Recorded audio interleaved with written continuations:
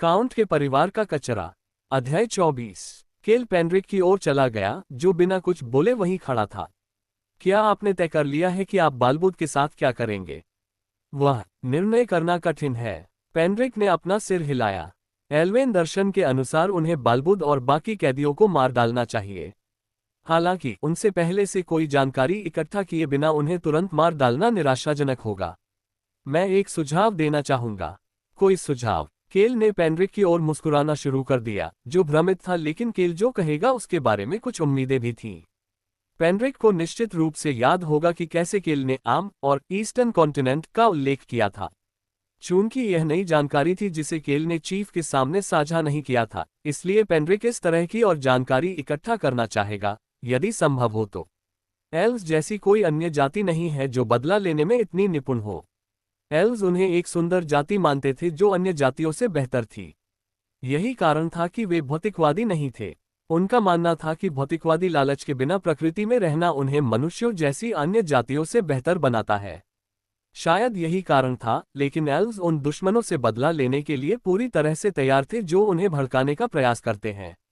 इस पहलू में एल्व्स शायद डार्क एल्व्स की तुलना में ड्रैगन्स से अधिक मिलते जुलते थे। आखिरकार ड्रैगन्स एल्व्स की तुलना में और भी अधिक घमंडी जाति थी।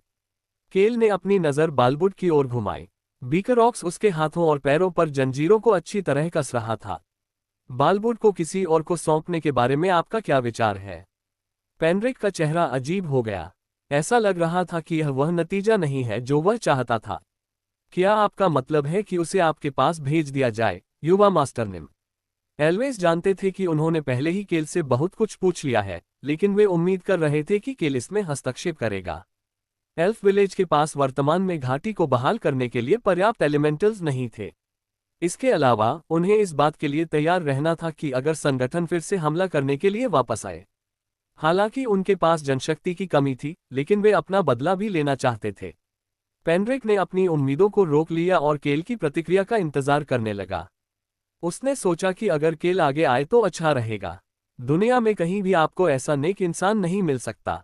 नहीं, माफ करें। हालांकि केल के मुंह से एक बिल्कुल अप्रत्याशित जवाब निकला। अगर वह बालबुड को नहीं ले जाएगा तो कौन ले जाएगा? पेनरिक के चेहरे पर उलझन साफ दिखाई दे रही थी। मैं चाहता हूं कि आप पहले मेरे सुझाव पर चीफ निम से चर्चा करें।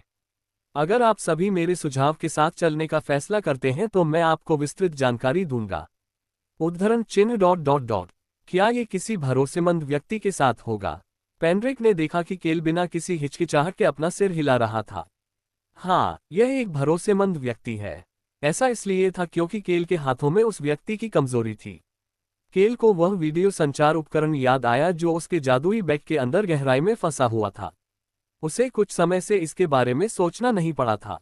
वह गुप्त संगठन से नाराज था और उनसे नफरत करता था। हालांकि वह उनसे निपटने के लिए आगे नहीं बढ़ना चाहता था।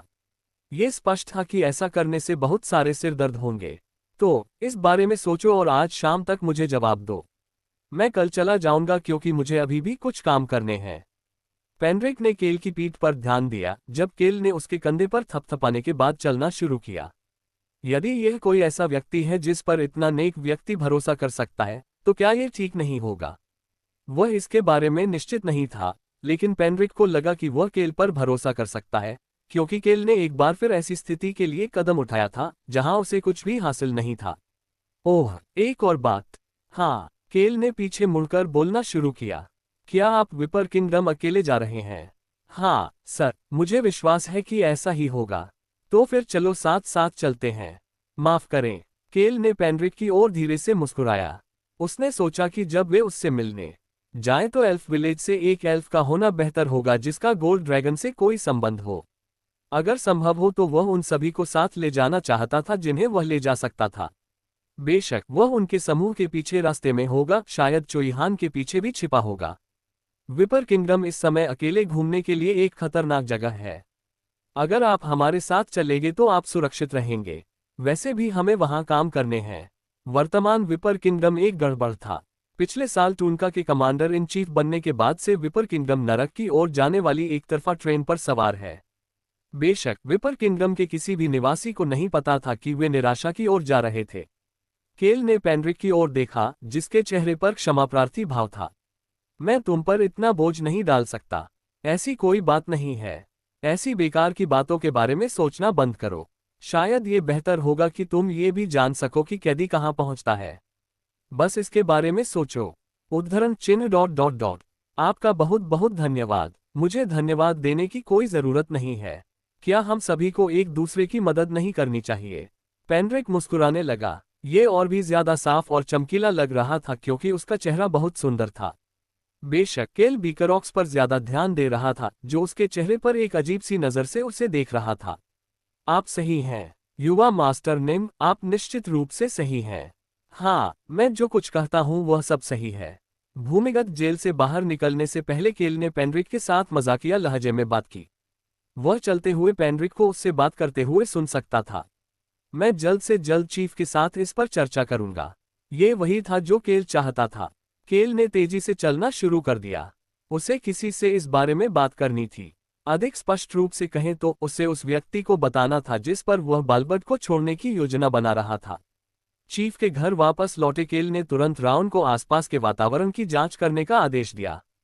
घर में न तो कोई कीड़े थे और न ही कोई जादू था, शायद इसलिए क्योंकि उन्हें पता था कि केल एक ड्रैगन के साथ था।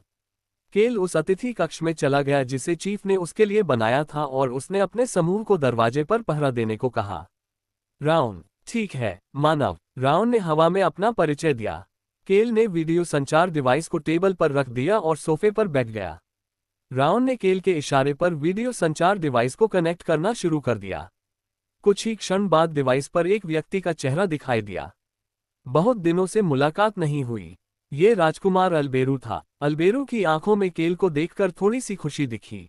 महामहिम, आप अभी भी नागरिकों के दिलों में जीवंत सितारा बने हुए हैं। हालांकि केल का अभिवादन सुनने के बाद अल्बेरू तुरंत ही उदास हो गया। तुम अब मुझसे क्या चाहते हो? अब तुम मुझे सचमुच समझ गए हो। मैं प्रशंसा से भर गया हूँ। पर्याप्त। केल ने अपना मुंह बंद कर लिया और मुस्कुराने लगा। अल्बेरू भौहें सिकोड़ने लगा, मानो उसे केल की मुस्कान घिनौनी लग रही हो। वे दोनों लगभग 3 महीने से एक दूसरे से नहीं मिले थे। 3 महीने पहले विपर किंगडम के बारे में बातचीत करने के बाद से उनके पास एक दूसरे से चर्चा करने के लिए कुछ भी नहीं था। क्या आप विपर किंगडम की यात्रा के बारे में मुझसे संपर्क कर रहे हैं? उसके चेहरे पर उभरी उदासी के विपरीत अल्बेरू की आंखें जिज्ञासा से भरी थीं। ऐसा इसलिए था क्योंकि वह जानता था कि केल विपर किंगडम में क्या बेचने की योजना बना रहा था, साथ ही वह ये कैसे करने जा रहा था। नहीं, दुर्भाग्य से यह उस कारण से नहीं है। तब मैं प्लाजा टेरर इंसिडेंट को अंजाम देने वाले संगठन के एक सदस्य को पकड़ने में कामयाब रहा। ये तलवारबाज संगठन में मध्यम से निम्न स्तर का पद रखता है। अल्बेरू ने कुछ बार पलकें झपकाईं, ये सोचने के लिए कि क्या उसने केल की बात सही सुनी है। हालांकि जल्द ही उसकी आंखें सदमे से भर गईं। कैसे? नहीं, कोई बात नहीं। यह महत्वपूर्ण नहीं है। कैसे? यह महत्वपूर्ण है। हमने उसे रोआन किंगडम में पकड़ा। अल्बेरू के चेहरे पर अचानक तनाव आ गया। केल ने अल्बेरू के चेहरे पर अचानक तनाव देखा और सोचने लगा। उसने चारा खा लिया। अल्बेरू ने इस जानकारी पर ध्यान दिया था। केल को उम्मीद थी कि अब उसे गुप्त संगठन से नहीं जूझना पड़ेगा। साथ ही वह खुद उनका ख्याल रखने वाला नहीं बनना चाहता था। एक काउंट का बेटा उस संगठन के खिलाफ कैसे लड़ सकता था जो पूरे महाद्वीप को हिला सकता था? ये कठिन होगा, भले ही ड्रैगन उसके साथ हो। यही कारण था कि केल ने इस व्यक्ति के बारे में सोचा। यह कोई ऐसा व्यक्ति था जिसे न तो गुप्त संगठन और न ही एल्विस आसानी से छू सकते थे, साथ ही वह व्यक्ति जो संगठन की देखभाल खुद से भी अधिक अच्छी तरह से करता था। यह कोई ऐसा व्यक्ति था जिसके मन में संगठन के प्रति नकारात्मक भावनाएं थीं और वह उनसे छुटकारा पाना चाहता था। साथ ही यह कोई ऐसा व्यक्ति था जिसकी कमजोरी केल के हाथों में थी। वह कोई और नहीं बल्कि हमारे प्रिय युवराज ही हो सकते हैं। मैं आपको चर्चा पूरी होने के बाद ही विस्तृत जानकारी दे पाऊंगा। हालांकि हम इस व्यक्ति को रोआन किंगडम के 3 फिंगर पर्वत के आसपास पकड़ने में कामयाब रहे। और तुम मुझे ये सब क्यों बता रहे हो? कैले ने जवाब देने के बजाय मुस्कुरा दिया, जबकि अल्बेरू ने अपनी जीभ चिटकाए और बोलना जारी रखा। उसे मेरे हवाले कर दो। जी श्रीमान। अल्बेरू लगातार भौहें सिकोड़ता रहा, मानो उसे केल का उत्तर देने का तरीका परेशान करने वाला लग रहा हो।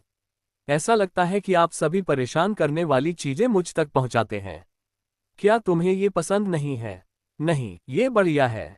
बहुत बढ़िया। अल्बेरू के चेहरे पर उदासी के विपरीत उसकी आंखें साफ थीं। रोआन साम्राज्य संगठन की पहचान का पता लगाने में कामयाब नहीं हुआ था। 1 साल की जांच के बाद भी कोई जवाब न मिल पाना राज्य के लिए अपमानजनक था। यही कारण था कि केल को पता था कि अल्बेरू बालबुद से जानकारी इकट्ठा करने के लिए कुछ भी कर सकता है। अल्बेरू बालबुद का अपने फायदे के लिए इस्तेमाल भी करेगा। महारानी, हाँ, आप उसका इस्तेमाल करने जा रहे हैं, है ना? पूछते ही अल्बेरू मुस्कुराने लगा। किस लिए? वो ये पूछ रहा है जबकि उसे पता है कि मैं किस बारे में बात कर रहा हूँ। स्वाभाविक रूप से साम्राज्य के लिए। हाँ हाँ हाँ हाँ, मैं जरूर करूँगा। साम्राज्य ने अभी तक उस गुप्त संगठन और पवित्र जुड़वा को नहीं पकड़ा था जिसने पोप को मार डाला था। ये तथ्य केल को अच्छा नहीं लगा। साम्राज्य ने दावा किया कि वे जुड़वा बच्चों की तलाश में उत्सुकता से लगे हुए थे, हालांकि विपर किंगडम से निपटने के कारण उनके लिए खोज पर अपना पूरा ध्यान केंद्रित करना मुश्किल हो गया।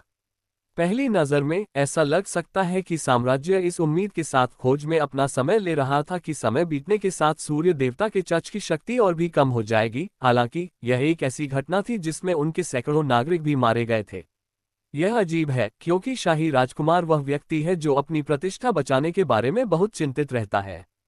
ये समझ से परे था कि साम्राज्य को इस घटना के बारे में कुछ भी पता नहीं था। साम्राज्य ने रोआन साम्राज्य के साथ मिलकर काम करने के प्रस्ताव को भी कई बार ठुकरा दिया था। यही कारण था कि अल्बेरू भी इस बात को लेकर उत्सुक था कि साम्राज्य क्या कर रहा है। वहीं केल की सोच अलग थी। इंपीरियल प्रिंस वह व्यक्ति है जो नियंत्रण पाने के लिए जंगल में आग लगा सकता है। वह ये भी जानता है कि उत्तर आक्रमण करने के लिए नीचे आएगा, फिर भी वह रोआन साम्राज्य और ब्रेक साम्राज्य के उत्तर से लड़ते हुए अपनी ताकत खोने का इंतजार कर रहा है। लेकिन ऐसा व्यक्ति गुप्त संगठन को अकेले छोड़ रहा था। इसका कोई मतलब नहीं था। इसके दो कारणों में से एक कारण हो सकता है। या तो साम्राज्य अपने दम पर संगठन को खोजना चाहता है ताकि यह साबित कर सके कि वे बाकी सभी से बेहतर हैं, या फिर उनका आम के साथ कोई गुप्त संबंध है। हैरिस विलेज में घूमते समय केल ने कुछ बातों पर ध्यान दिया था। खैर, ध्यान देने से मतलब है कि उसने दूसरों को काम करने के लिए कुछ आदेश दिए थे। वैसे भी केल ने जो किया था वह ये था कि रॉन ने फ्रीसिया, एक मूर्तिकार के रूप में प्रस्तुत हत्यारे और साथ ही अन्य लोगों को इकट्ठा किया और एक सूचना ब्रिगेड बनाई। विपर किंगडम का टूनका जल्द ही साम्राज्य की ओर बढ़ेगा। केल को पता था कि वॉल्यूम 5 की सामग्री जल्द ही समाप्त होने वाली थी। बेशक उसके हस्तक्षेप के कारण कहानी कई तरह से उलझ गई है। टूनका, जिससे पहले ही युद्ध में शामिल हो जाना चाहिए था, में देरी हो गई, जबकि जंगल तेजी से रानी लिटाना के शासन के तहत एकीकृत हो रहा था। मुझे अभी भी वह करना है जो मुझे करना है। केल ने अभी भी लाभ कमाने के लिए विपर किंगडम वापस जाने की योजना बनाई थी। वहां पहुंचने के बाद उसे बहुत से काम करने थे। कैदी को मेरी मौसी को सौंप दो, जो कुछ भी होगा सब बता दो। केल ने अपना सिर हिलाया जैसे कि यह स्पष्ट था, फिर वह शांतिपूर्वक आगे बोला। हाँ सर। ओह, मैं भी मृत मन बेच रहा हूँ। क्या? ये बहुत बड़ी मात्रा में है, इसलिए मुझे लगता है कि मुझे इसे डार्क एल्फ सिटी में बेचना होगा। योजक चिन्ह dot dot dot dot dot dot. इसमें कोई छूट नहीं है। मैं इसे आपको बाजार मूल्य पर बेचूंगा। मैं केवल नकद ही स्वीकार करता हूँ। अल्बेरू, जो अविश्वास से केल को देख रहा था, धीरे धीरे अपने चेहरे पर गंभीर भाव लाते हुए बोलने लगा। ये कितने का है? मैं इसे आपको उचित मूल्य पर बेचूंगा महाराज। केल ने सुरक्षित रूप से अपने मृत मन सौदे को पूरा किया, साथ ही अल्बेरू के साथ बालबुड के मुद्दे को भी, जो अभी भी अविश्वास से भरा हुआ था। उन्होंने काफी देर तक सब कुछ पर चर्चा की, लेकिन परिणाम संतोषजनक थे। शायद यही कारण था, लेकिन उस शाम बालबुड के बारे में चीफ कैनरिया के साथ लंबी चर्चा करने में उन्हें कोई आपत्ति नहीं थी। अगली सुबह केल अभी भी बेहोश बालबुड के सामने खड़ा था। केल एक कुर्सी पर बैठ गया और अपने पैरों को क्रॉस करके बालबुड की ओर देखने लगा। बीक्रोक्स बालबुड के पास गया और पूछा, क्या मुझे उसे जगाना चाहिए, युवा मास्टर निम? हाँ। बीक्रोक्स ने बालबुड के बाल पकड़े और उस पर पानी की बाल्टी से छींटे मारे। पेनड्रिक और गार्जियन नाइट, जो केल के पीछे खड़े थे, ने बीक्रोक्स की हरकतें देखकर सावधानी से पूछा, क्या तुम उसे बताओगे कि क्या होने वाला है? क्या उसे बेहोशी की हालत में ही ले जाना बेहतर नहीं होगा? मुझे यकीन नहीं है। मुझे लगता है कि उसे कम से कम कुछ तो बताना ही बेहतर होगा। केल की शांत प्रतिक्रिया सुनकर पेनड्रिक ने बोलना बंद कर दिया। बालबुड कराह रहा था क्योंकि उसे होश आने लगा था। ठंडे पानी ने उसे जगाने में अपना काम किया। केल खड़ा हो गया और चुपचाप देखते हुए एक कदम पीछे हट गया। उन्होंने कल रात चीफ कैनरिया के साथ हुई बातचीत को याद किया। युवा मास्टर निम, अगर हम युवराज के साथ मिलकर काम करेंगे तो क्या राज्य को हमारे गांव के बारे में पता नहीं चलेगा? क्राउन प्रिंस के लिए एक शर्त यह होगी कि इस गांव को गुप्त रखा जाए। इसके अलावा क्या यह आपके लिए मुश्किल नहीं है? कोई भी अन्य एल्फ गांव आपकी मदद नहीं करेगा। वे केवल विश्व वृक्ष से अपनी शाखा की रक्षा करने पर ध्यान केंद्रित करेंगे, खासकर यदि आप बताते हैं कि क्या हुआ। पेनड्रिक को कईल की कही बात पर झटका लगा। कईल को पता था कि एल्वेज स्वार्थी होते हैं और उन्हें नस्ल संबंधों की कोई समझ नहीं होती। पेनड्रिक ने देखा कि बालबर्ड अपनी आंखें खोल रहा था और अपना मुंह बंद करके कईल की ओर देख रहा था। उफ, यह क्या बकवास है? बालबुड की आवाज उस दिन के जहर की वजह से खराब हो गई थी। केल ने बालबुड की तरफ मुस्कुराना शुरू कर दिया, जो मुश्किल से समझ पाया कि क्या हो रहा है। बालबुड ने अपने होठों को दांतों से दबाया और केल को घूरने लगा। मुझे तुम्हारा ये रूप पसंद नहीं है। कईल बहुत शांत लग रहा था जब उसने बालबुड की निगाहों पर भौहें चढ़ाईं। उस शांति ने बालबुड को और भी चिंतित कर दिया जब उसने बोलना शुरू किया। डब्ल्यू, तुमने मेरे साथ क्या किया? अभी तक कुछ नहीं, लेकिन अभी से बहुत कुछ योजना बनाई गई है। अब से वाक्यांश सुनकर बालबुड के कंधे थोड़े हिल गए। हालांकि उसकी ओर देख रहा आदमी केल अपने सहज शहर में बात करना जारी रखता था। तुम इस एल्फ विलेज को मेरे साथ छोड़ दोगे। तुम्हारा जीवन मेरे हाथों में होगा। पेनड्रिक, जो केल के पीछे था, ने गार्जियन नाइट से नजरें मिलाईं। उसे नहीं पता था कि केल कैदी को ऐसी जानकारी देगा। हालांकि केल के अगले शब्दों ने पेनड्रिक को अचानक अपनी नजरें केल की ओर मुड़ने पर मजबूर कर दिया। इसलिए मैं अपना यात्रा कार्यक्रम आपके साथ साझा करने जा रहा हूं। केल, जो एक बार फिर बैठ गया था, ने अपनी टांगें खोल दी और अपना सिर नीचे झुकाकर बालबर्ड से आंखें मिलाने लगा। आपको क्या लगता है कि ड्रैगन्स के बाद सबसे मजबूत जाति कौन सी है? हम अंदाजा लगाओ। ड्रैगन्स के बाद सबसे मजबूत दौड़। कईल ने बालबुड की आंखों की पुतलियां हिलना बंद नहीं किया। वह बालबुड की आंखों में अपना मुस्कुराता हुआ चेहरा देख सकता था। अरे यार, जब तुम मुस्कुराते हो तो बहुत अच्छे लगते हो। आत्ममुग्धता के उस क्षण के बाद केल ने देखा कि बालबुड का चेहरा अराजकता और भय से भरा हुआ था तथा वह लगातार बोल रहा था। मैं वेल जनजाति से मिलने की योजना बना रहा हूं। वही वेल जनजाति जो गुप्त संगठन से नफरत करती है और आप सभी को मारना चाहती है। वास्तव में मैं वेल परिवार से मिल रहा हूं। केल ने राउंड की रिपोर्ट सुनी जब वह बालबुड के पीले चेहरे को देख रहा था। मानव, इस तलवारबाज के पास किसी भी प्रकार का निगरानी जादू नहीं है। पिछली बार वाला वह उपकरण ही एकमात्र था। इसका मतलब यह था कि केल द्वारा कही गई कोई भी बात गुप्त संगठन तक लीक नहीं की जाएगी। उसके बाद मैं ड्रैगन से मिलने जाने की योजना बना रहा हूं। तुम्हें ड्रैगन के बारे में पता है ना? बालबुड के चेहरे पर अंधेरा छा गया। उसे साफ साफ याद था कि केल ने कहा था कि वे दोनों साथ साथ चलेंगे। केल ने मुस्कुराना बंद कर दिया और आगे बढ़ गया। वे स्वार्थी और हिंसक होने के लिए काफी प्रसिद्ध हैं। राउंड की चौंकने वाली आवाज केल के दिमाग में गूंज उठी। यह मामला नहीं है। उद्धरण चिन्ह ... बेशक कुछ ड्रैगन ऐसे हैं जो ऐसे नहीं हैं। ये सही है। मैं एक बहुत अच्छा ड्रैगन हूं जो चीजों को बचाना पसंद करता है। राउंड की प्रतिक्रिया सुनकर केल ने अपनी आह रोक ली, इससे पहले कि वह बालबुड से नजर मिलाता, जो उसे घूर रहा था। ये ड्रैगन एक प्राचीन ड्रैगन है जो विश्व वृक्ष और कल्पित बौनों को बहुत प्यार करता है। केल कुर्सी से उठ खड़ा हुआ।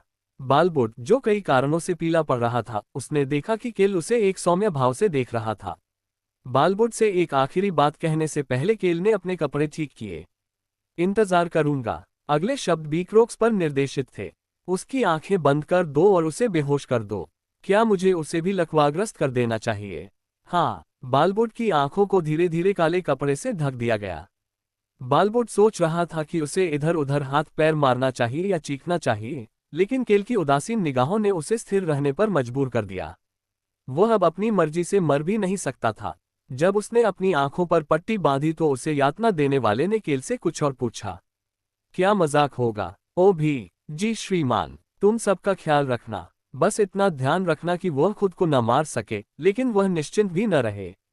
लेकिन ज्यादा न करना, समझे? जी श्रीमान। बालबुड के मुंह में एक गैग रखा गया था। केल ने पीछे मुड़कर देखा कि बीकरॉक्स बालबुड की देखभाल कर रहा था।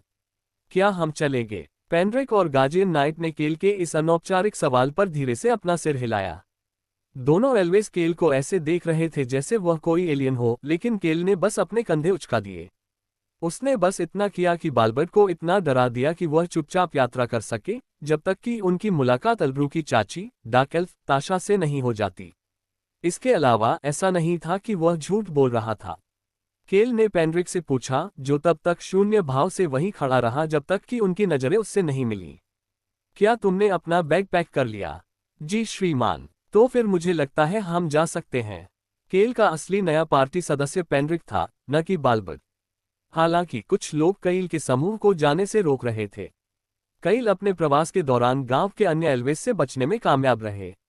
डी, क्या तुम्हें सचमुच ड्रैगन निम का संरक्षण प्राप्त है? अर्ध पारदर्शी एलिमेंटल्स केल की आंखों के सामने उड़ते हुए उत्पात मचा रहे थे। केल ने उस व्यक्ति की ओर देखा जिसने उससे प्रश्न पूछा था।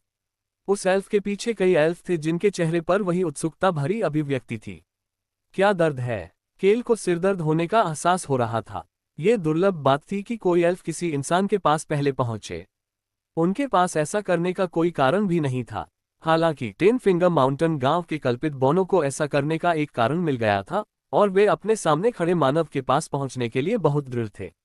जैसा कि अपेक्षित था, वह मानव केल था। क्या इसका उत्तर देना कठिन है? केल ने समूह के सामने एल्फ से नजरें मिलाने से परहेज किया। सामने वाले दो एल्फ एक दादी और एक बच्चे क्यों थे? केल ने चीफ कैनरिया की ओर देखा। मुझे लगा कि मैंने ये स्पष्ट कर दिया है कि मैं चुपचाप जाना चाहता हूं। कैनरिया ने धीरे से केल की तरफ मुस्कुराया। केल को वह मुस्कुराहट परेशान करने वाली लगी, हालांकि यह उसकी गलती नहीं थी। मुझे माफ कर दो युवा मास्टर निम, मैंने सिर्फ अपने परिवार को बताया था। केल ने माफी मांगने वाले स्रोत की ओर अपनी नजर घुमाई। पेंड्रिक बहुत माफी मांगता हुआ दिखाई दिया। वही कारण था कि उनके जाने का समय और स्थान पता चला। हालांकि आप उसे अपने परिवार को अपने जाने के बारे में बताने के लिए दोषी नहीं ठहरा सकते।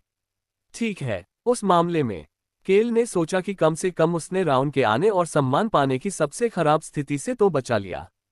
इसलिए उसने इसका अपने फायदे के लिए इस्तेमाल करने का फैसला किया। अगर वह अच्छा प्रभाव लेकर चला जाए तो क्या एल्वेस को अपनी आज्ञा का पालन करवाना आसान नहीं होगा? नहीं, इसमें खेद जताने की कोई बात नहीं है। केल के चेहरे पर एक दयालु मुस्कान थी। उस मुस्कान ने पेंड्रिक को राहत की सांस लेने की अनुमति दी। हालांकि केल का समूह धीरे धीरे केल को देखने से बचने लगा। केल ने उस युवा एल्फ से नजरें मिलाईं जो अपनी दादी का हाथ पकड़े हुए था। नहीं, इसका उत्तर देना कठिन नहीं है। वह बच्चे के प्रति बहुत ही कोमल लग रहा था। केल ने बच्चे के पहले के सवाल के बारे में सोचा। डी, क्या तुम्हें सचमुच ड्रैगन निम का संरक्षण प्राप्त है? वह देख सकता था कि एल्व्स और एलिमेंटल्स सभी जवाब चाहते थे। कुछ एल्व्स सीधे उसकी ओर देख रहे थे, जबकि अन्य दूर से चुपके से झांक रहे थे। बेशक एलिमेंटल्स चमक रहे थे और कुछ बुदा रहे थे, लेकिन केल उन्हें सुन नहीं पा रहा था। हालांकि उनकी आवाजें एल्वेस द्वारा सुनी गईं। यह मानव एक मजबूत आभा द्वारा संरक्षित है। यह ड्रैगन निम की आभा होगी। मैंने पहले कभी ड्रैगन निम की आभा महसूस नहीं की है। मैं इसे हमेशा याद रखूंगा। हे भगवान, एक इंसान जिसके पास इतनी सारी प्राकृतिक आभाएं हैं। आग, पानी, हवा और लकड़ी, ये चारों ही उसके पास अलग अलग आकार में हैं। उसके पास एक अतिरिक्त प्राकृतिक शक्ति भी है जिसका कोई संबंध नहीं है। एलिमेंटल्स इस समय अराजक ढंग से चिल्ला रहे थे। मैंने पहले कभी ऐसा इंसान नहीं देखा। वह कोई एलिमेंटलिस्ट या एल्फ नहीं है। मैं समझ सकता हूं कि ड्रैगन निम उसे क्यों पसंद करेगी। वह एक ऐसा इंसान होना चाहिए जिसे प्राचीन शक्तियां नहीं, स्वभाव से प्यार करती हों। कितना दिलचस्प इंसान है। एलिमेंटल्स की बातें सुनकर एल्व्स और भी ज्यादा चिंतित हो गए। चीफ कैनरिया और गार्जियन नाइट के लिए भी यही स्थिति थी। केवल पेंड्रिक को इसके बारे में पता नहीं था क्योंकि वह एलिमेंटल्स की बातें नहीं सुन पा रहा था। केल, जो पेंड्रिक के समान ही स्थिति में था, उसे इस बात का पता नहीं था कि जैसे ही उसने बोलना शुरू किया, एलिमेंटल्स पागल हो गए। ड्रैगन मुझ कमजोर की रक्षा करता है। आह! भीड़ में चारों ओर से चीख पुकार की आवाजें सुनी जा सकती थीं। उस समय राउन, जो अदृश्य था और हमेशा की तरह केल की पीठ पर चिपका हुआ था, केल के मन में बोलना शुरू कर दिया। मुझे खुशी है कि तुम्हें पता है, कमजोर इंसान। केल ने राउन की टिप्पणी को अनदेखा कर दिया और एल्फ बच्चे की ओर देखते हुए मुस्कुराने लगा। हालांकि बच्चे की प्रतिक्रिया से वह मुस्कान जल्द ही फीकी पड़ने लगी। वाह, मुझे बहुत जलन हो रही है। तुम सबसे अच्छे हो, तुम बहुत अच्छे हो। बच्चे ने अपनी बात जारी रखने से पहले ही कैल की प्रशंसा की तिकड़ी का प्रहार किया। मैं आपसे मिलना चाहता था जब आप विश्व वृक्ष के बगीचे में थे, उस फूलों के बगीचे में। हालांकि आपके अधीनस्थ बहुत सख्त थे और इसलिए मैं नहीं जा सका।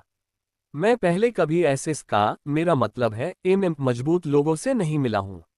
वे मानव रॉयल नाइट्स से भी अधिक मजबूत लगते हैं। बच्चा ये कहते हुए समूह के बाकी लोगों की ओर देखने लगा। फिर वह अपनी दादी के पीछे छिप गया जैसे वह डर गया हो। एक एल्फ इंसान से डरता है। आखिर उन्होंने उन 3 दिनों तक मेरी सुरक्षा के लिए क्या किया? केल को यह महसूस हो रहा था कि एल्विस से बचने वाला वह नहीं था, बल्कि एल्विस उससे बच रहे थे, क्योंकि चोई हान और उसके साथियों ने उन 3 दिनों के दौरान जो कुछ किया था जब वह बेहोश था। वे आज यहाँ पेनरिक को अलविदा कहने के लिए एकत्र हुए हैं। बच्चे के सवाल का जवाब देने के बाद कईल को कुछ और सवाल मिले। उनमें से ज्यादातर सवाल दूसरे बच्चों से आए थे। ड्रैगन निम कैसा है? राउन का अगला पंजा केल की पीठ पर लगातार टैप कर रहा था। केल ने सौम्य मुस्कान के साथ उत्तर दिया, मैं महान और शक्तिशाली हूं। वह महान और शक्तिशाली है। केल ने वैसा ही उत्तर दिया जैसा राउन ने उससे दिया था। चूंकि चीजें इस तरह समाप्त हुई, तो क्या ये बहुत अच्छा नहीं होगा कि आप एक भाग्यशाली इंसान के रूप में जाने जाएं जिसे एक महान और शक्तिशाली ड्रैगन का संरक्षण प्राप्त हुआ। उसे ऐसा महसूस हुआ जैसे वह एल्विस की रुचि का स्तर बढ़ता देख सकता है, जैसे वह कोई खेल खेल रहा हो। वाह, क्या वह सुंदर है! राउन ने स्वाभाविक रूप से उसे फिर से उत्तर दिया, सुंदर और खूबसूरत। वह सुंदर और खूबसूरत है। बहुत खूब। बच्चों की प्रशंसा और बड़ों की स्वीकृति की सिर हिलाना जारी रहा। केल अपना सिर हिलाना चाहता था। अगर कोई असली ड्रैगन उनके सामने आता तो वे सब पीछे हट जाते और अंतहीन जयकार करते। ड्रैगन निम बहुत शक्तिशाली होगा। दुनिया में मेरे शरीर जितना मजबूत कुछ भी नहीं है। बिल्कुल, वह बहुत ताकतवर है। केल ने एक पेट बोली गुड़िया की तरह उत्तर दिया। राउन की आवाज उसके सिर में तेज होने लगी। मैं वास्तव में महान और शक्तिशाली राउन मिरू हूं। मैं अब 1 साल बड़ा भी हो गया हूं। केल को अपने आसपास के शोर से सिरदर्द हो रहा था। फिर भी वह अपनी आंखों से रॉन को इशारा करने में कामयाब रहा और रॉन चोई हान के साथ आगे बढ़ा ताकि केल के लिए रास्ता बना सके। केल उन दोनों के पीछे पीछे एल्फ गांव के प्रवेश द्वार तक गया। एक बूढ़ा एल्फ जो उन बच्चों के साथ था जो केल के पीछे प्रवेश द्वार तक आए थे, धीरे धीरे बोलने लगा, क्या ड्रैगन निम से मिलना संभव होगा? मैं अभी आ सकता हूं। केल की एल्विस को ड्रैगन से मिलने देने की कोई योजना नहीं थी। वह भविष्य में उस कार्ड का उपयोग करने की योजना बना रहा था जब यह उसके लाभ के लिए होगा। अभी के लिए ड्रैगन के सबसे करीब रहने वाले इंसान के रूप में अपनी पहचान छोड़ना ही सबसे अच्छा था। केल ने चलना बंद कर दिया और अपनी बाहें खोल दी। जो एल्वेस कैले का पीछा कर रहे थे तथा जो दूर से झांक रहे थे, सभी ने कैले की आवाज सुनी। क्या आप हमारे आसपास ड्रैगन निम की महान और शक्तिशाली आभा को महसूस नहीं कर सकते? मुझे विश्वास है कि आप सभी एल्फ निम, जिन्हें प्रकृति के सबसे करीब कहा जाता है, इस महान और शक्तिशाली आभा को महसूस करने में सक्षम होंगे। स्वाभाविक रूप से पुराने एल्वेस और एलिमेंटल्स कैल के आसपास की आभा को महसूस कर सकते थे। ऐसा लग रहा था जैसे कोई ड्रैगन कैल के आसपास आराम से घूम रहा हो। हालांकि उन्हें लगा कि ऐसा कोई तरीका नहीं है जिससे ड्रैगन किसी इंसान का पीछा कर सके। जब तक कि वह पागल न हो, ड्रैगन ऐसा कभी नहीं करेगा, खासकर खुद को अदृश्य रखते हुए। उनका मानना था कि वे ड्रैगन की आभा को महसूस कर रहे थे जो उनके सामने मौजूद इंसान की रक्षा कर रही थी। केल ने एल्विस को अपना सिर हिलाते हुए देखा और बोलना जारी रखा, मैं ड्रैगन निम से बात करूंगा और देखूंगा कि क्या मैं भविष्य में आपके लिए ड्रैगन निम से बात करने का अवसर पैदा कर सकता हूं। एल्वेस ने अपना सिर ऊपर उठाया और केल के चेहरे पर उदासी का भाव देखा। हालांकि अभी, जैसा कि आप सभी जानते हैं, गांव एक मुश्किल स्थिति में है और पूरे महाद्वीप में कई डरावनी चीजें हो रही हैं। मुझे उनमें से कुछ चीजों से निपटने के लिए जल्दी से निकलना होगा। कुछ हेल्स ने अपना सिर हिलाया। ये वे लोग थे जो दूर से कैले पर नजर रख रहे थे। एल्फ गांव में अव्यवस्था थी। वे मुश्किल से उन आक्रमणकारियों से बच पाए जो विश्व वृक्ष की शाखा पर निशाना साध रहे थे। उन्हें अन्य एल्व्स का रवैया पसंद नहीं आया जो ऐसे समय में एक इंसान की प्रशंसा कर रहे थे। ऐसा नहीं था कि ड्रैगन निम यहाँ था। बेशक एक ऐसे व्यक्ति को स्वीकार करना और उसका सम्मान करना ठीक था जिसे ड्रैगन का संरक्षण प्राप्त हो, लेकिन उन्हें मुसीबत के समय में ऐसा खुशनुमा माहौल पसंद नहीं आया। जब वे अपने मन में ऐसे विचार रख रहे थे तभी केल के शब्द उनके कानों तक पहुंचे। वे स्पष्ट रूप से समझ गए कि उनके सामने खड़ा इंसान ही वह व्यक्ति था जिसने उन्हें निराशा से बचाया था। केल के आसपास अभी भी यह उदास माहौल बना हुआ था। वे केल के कंधों पर जिम्मेदारी का एहसास महसूस कर सकते थे। केल के अगले शब्दों से यह और भी पुख्ता हो गया। मेरे पास करने के लिए बहुत कुछ है। ये वो काम थे जो मुझे सौंपे गए थे। उन शब्दों को सुनकर वयस्क एल्वेस के चेहरे पर कठोरता आ गई। उन्हें ऐसा महसूस हुआ जैसे वे जानते थे कि केल क्या करने की कोशिश कर रहा था, भले ही उसने उन्हें बताया न हो। ठीक वैसे ही जैसे जब उसने उनके गांव को बचाया था, और ठीक वैसे ही जैसे उन्होंने मुखिया से उस समय के बारे में सुना था जब उसने राजधानी को बचाया था, संभवतः उसके पास भी कुछ ऐसे ही काम थे। वह संभवतः बिना किसी भौतिक लाभ की चाहत के फिर से खुद को बलिदान करने जा रहा था। केल ने देखा कि भीड़ शांत होकर उस पर ध्यान केंद्रित कर रही थी और वह सोचने लगा, मेरे पास निश्चित रूप से करने के लिए बहुत सारे काम हैं। उसे टूनका को धोखा देकर कुछ लाभ कमाना था।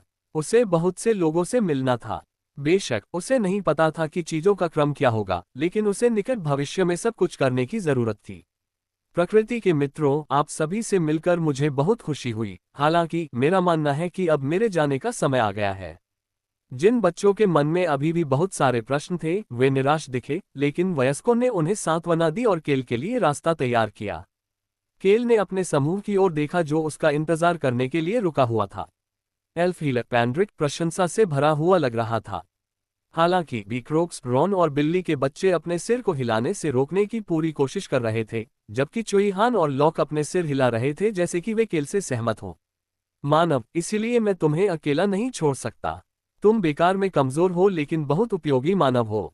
अब केल के लिए राउंड की बकवास को नजरअंदाज करना सामान्य बात हो गई थी। वह फिर से चलना शुरू करने ही वाला था, लेकिन जल्द ही रुक गया। हम आधे पारदर्शी एलिमेंटल्स जो अस्त व्यस्त तरीके से इधर उधर उड़ रहे थे, उसके लिए रास्ता बनाने के लिए कतार में खड़े हो गए। वे रास्ते को रोशन करने वाले लैंप की तरह लग रहे थे। उन्होंने कतार में खड़े होकर कुछ कहा, हालांकि केल के पास समझने का कोई तरीका नहीं था। वह गांव छोड़ने के लिए बस रास्ते पर चल पड़ा। वह एक सभ्य व्यक्ति है। ये निराशाजनक है कि वह एलिमेंटलिस्ट नहीं है। मैं उसे अपने दोस्त से मिलवाना चाहता हूँ। वह मुझे उन प्राचीन नायकों की याद दिलाता है जिनके बारे में मेरी माँ ने मुझे बताया था। कहा जाता था कि वे भी उन्हीं जैसे थे। मुझे सच में लगता है कि वह एक अच्छा इंसान है। मैं पहले ये पक्के तौर पर नहीं कह सकता था, लेकिन वह बहुत ही नेक इंसान लगता है। हालांकि अगर कईल को पता चलता कि एलिमेंटल्स क्या कह रहे हैं तो वह उनका मजाक उड़ाता, लेकिन कोई भी एल्स उनकी टिप्पणियों का मजाक नहीं उड़ा रहा था। केवल चीफ कैनरिया ने अपने चेहरे पर एक अजीब भाव के साथ प्रवेश द्वार पर कईल का स्वागत किया। चीफ निम, मैं अब चलता हूँ। कैनरिया ने अलविदा कहने के बजाय एक प्रश्न पूछा। युवा मास्टर निम, आपने कहा था कि आपका परिवार पूर्वोत्तर में है। उद्धरण चिन्ह ... हाँ, वह केल की आंखों में छिपी सावधानी को पढ़ सकती थी। कैनरिया मुस्कुराने लगी, क्योंकि इस केल से निपटना पहले वाले बहादुर केल से कहीं ज्यादा आसान था। युवा मास्टर केल, मेरा मानना है कि आप जानते हैं कि वर्तमान में आपके पास पृथ्वी की शक्ति नहीं है। रोआन साम्राज्य बोल्डर का साम्राज्य है और यहीं पर पृथ्वी की शक्ति सबसे अधिक है। बोल्डर पृथ्वी का सबसे मजबूत रूप है। केल ने अपने विचार नहीं छिपाए और कैनरिया से नजरें मिलाईं। और केल के पास कोई और प्राचीन शक्तियां प्राप्त करने की कोई योजना नहीं थी। अगर उसे पृथ्वी की शक्ति मिल जाती तो उसके पास प्रकृति के सभी 5 तत्व होते। उसे एक अशुभ एहसास था कि ऐसा कुछ करने से उसका भविष्य मुश्किल हो जाएगा। कैनरिया ने देखा कि कईल के चेहरे पर अकड़न आ गई है, इसलिए उसने अपनी बाहों में रखी किताब को सावधानी से कईल को थमा दिया। कईल ने उसे नहीं लिया, बल्कि बस उलझन में उसे देखता रहा। उसने उसे समझाना शुरू किया कि किताब किस बारे में है। ये पुस्तक पृथ्वी से जुड़ी एक प्राचीन कथा पर चर्चा करती है। ये बहुत पुरानी है। हम इसका अर्थ बिल्कुल नहीं समझ सकते, हालांकि मुझे लगता है कि भविष्य में आपको इसकी जरूरत पड़ सकती है। केल ने उस किताब की ओर देखा जिसे कैनरिया उसकी ओर बढ़ा रहा था। एक प्राचीन किंवदंती। इससे वह पुस्तक लेना नहीं चाहता था। उसे इसकी आवश्यकता नहीं थी। हालांकि उसके लगातार शब्दों से केल की आंखें चौड़ी हो गईं। यह एक बहुत ही मजेदार किंवदंती है। एक नायक जिसके पास बहुत ही विनाशकारी शक्ति थी, वह पैसे के लिए बहुत लालची था। इस किंवदंती में नायक के बारे में कहा जाता है कि जब वह मर गया तो उसने अपने दोस्त की संपत्ति ढूंढ ली और उसे सुरक्षित रख लिया। कैनरिया ने नाक भान सिकोड़ी। क्या कोई हीरो पैसों का लालची हो सकता है? खास तौर पर वह हीरो जिसने दुनिया को ठंड से बचाया हो और जिसने कोई शक्ति, प्रभाव या प्रसिद्धि नहीं चाही हो। ऐसा कोई व्यक्ति पैसों का लालची कैसे हो सकता है? क्या यह अविश्वसनीय नहीं है? उसने पुष्टि के लिए केल की ओर देखा। केल ने भी नाक सिकुड़ी और सिर हिलाया।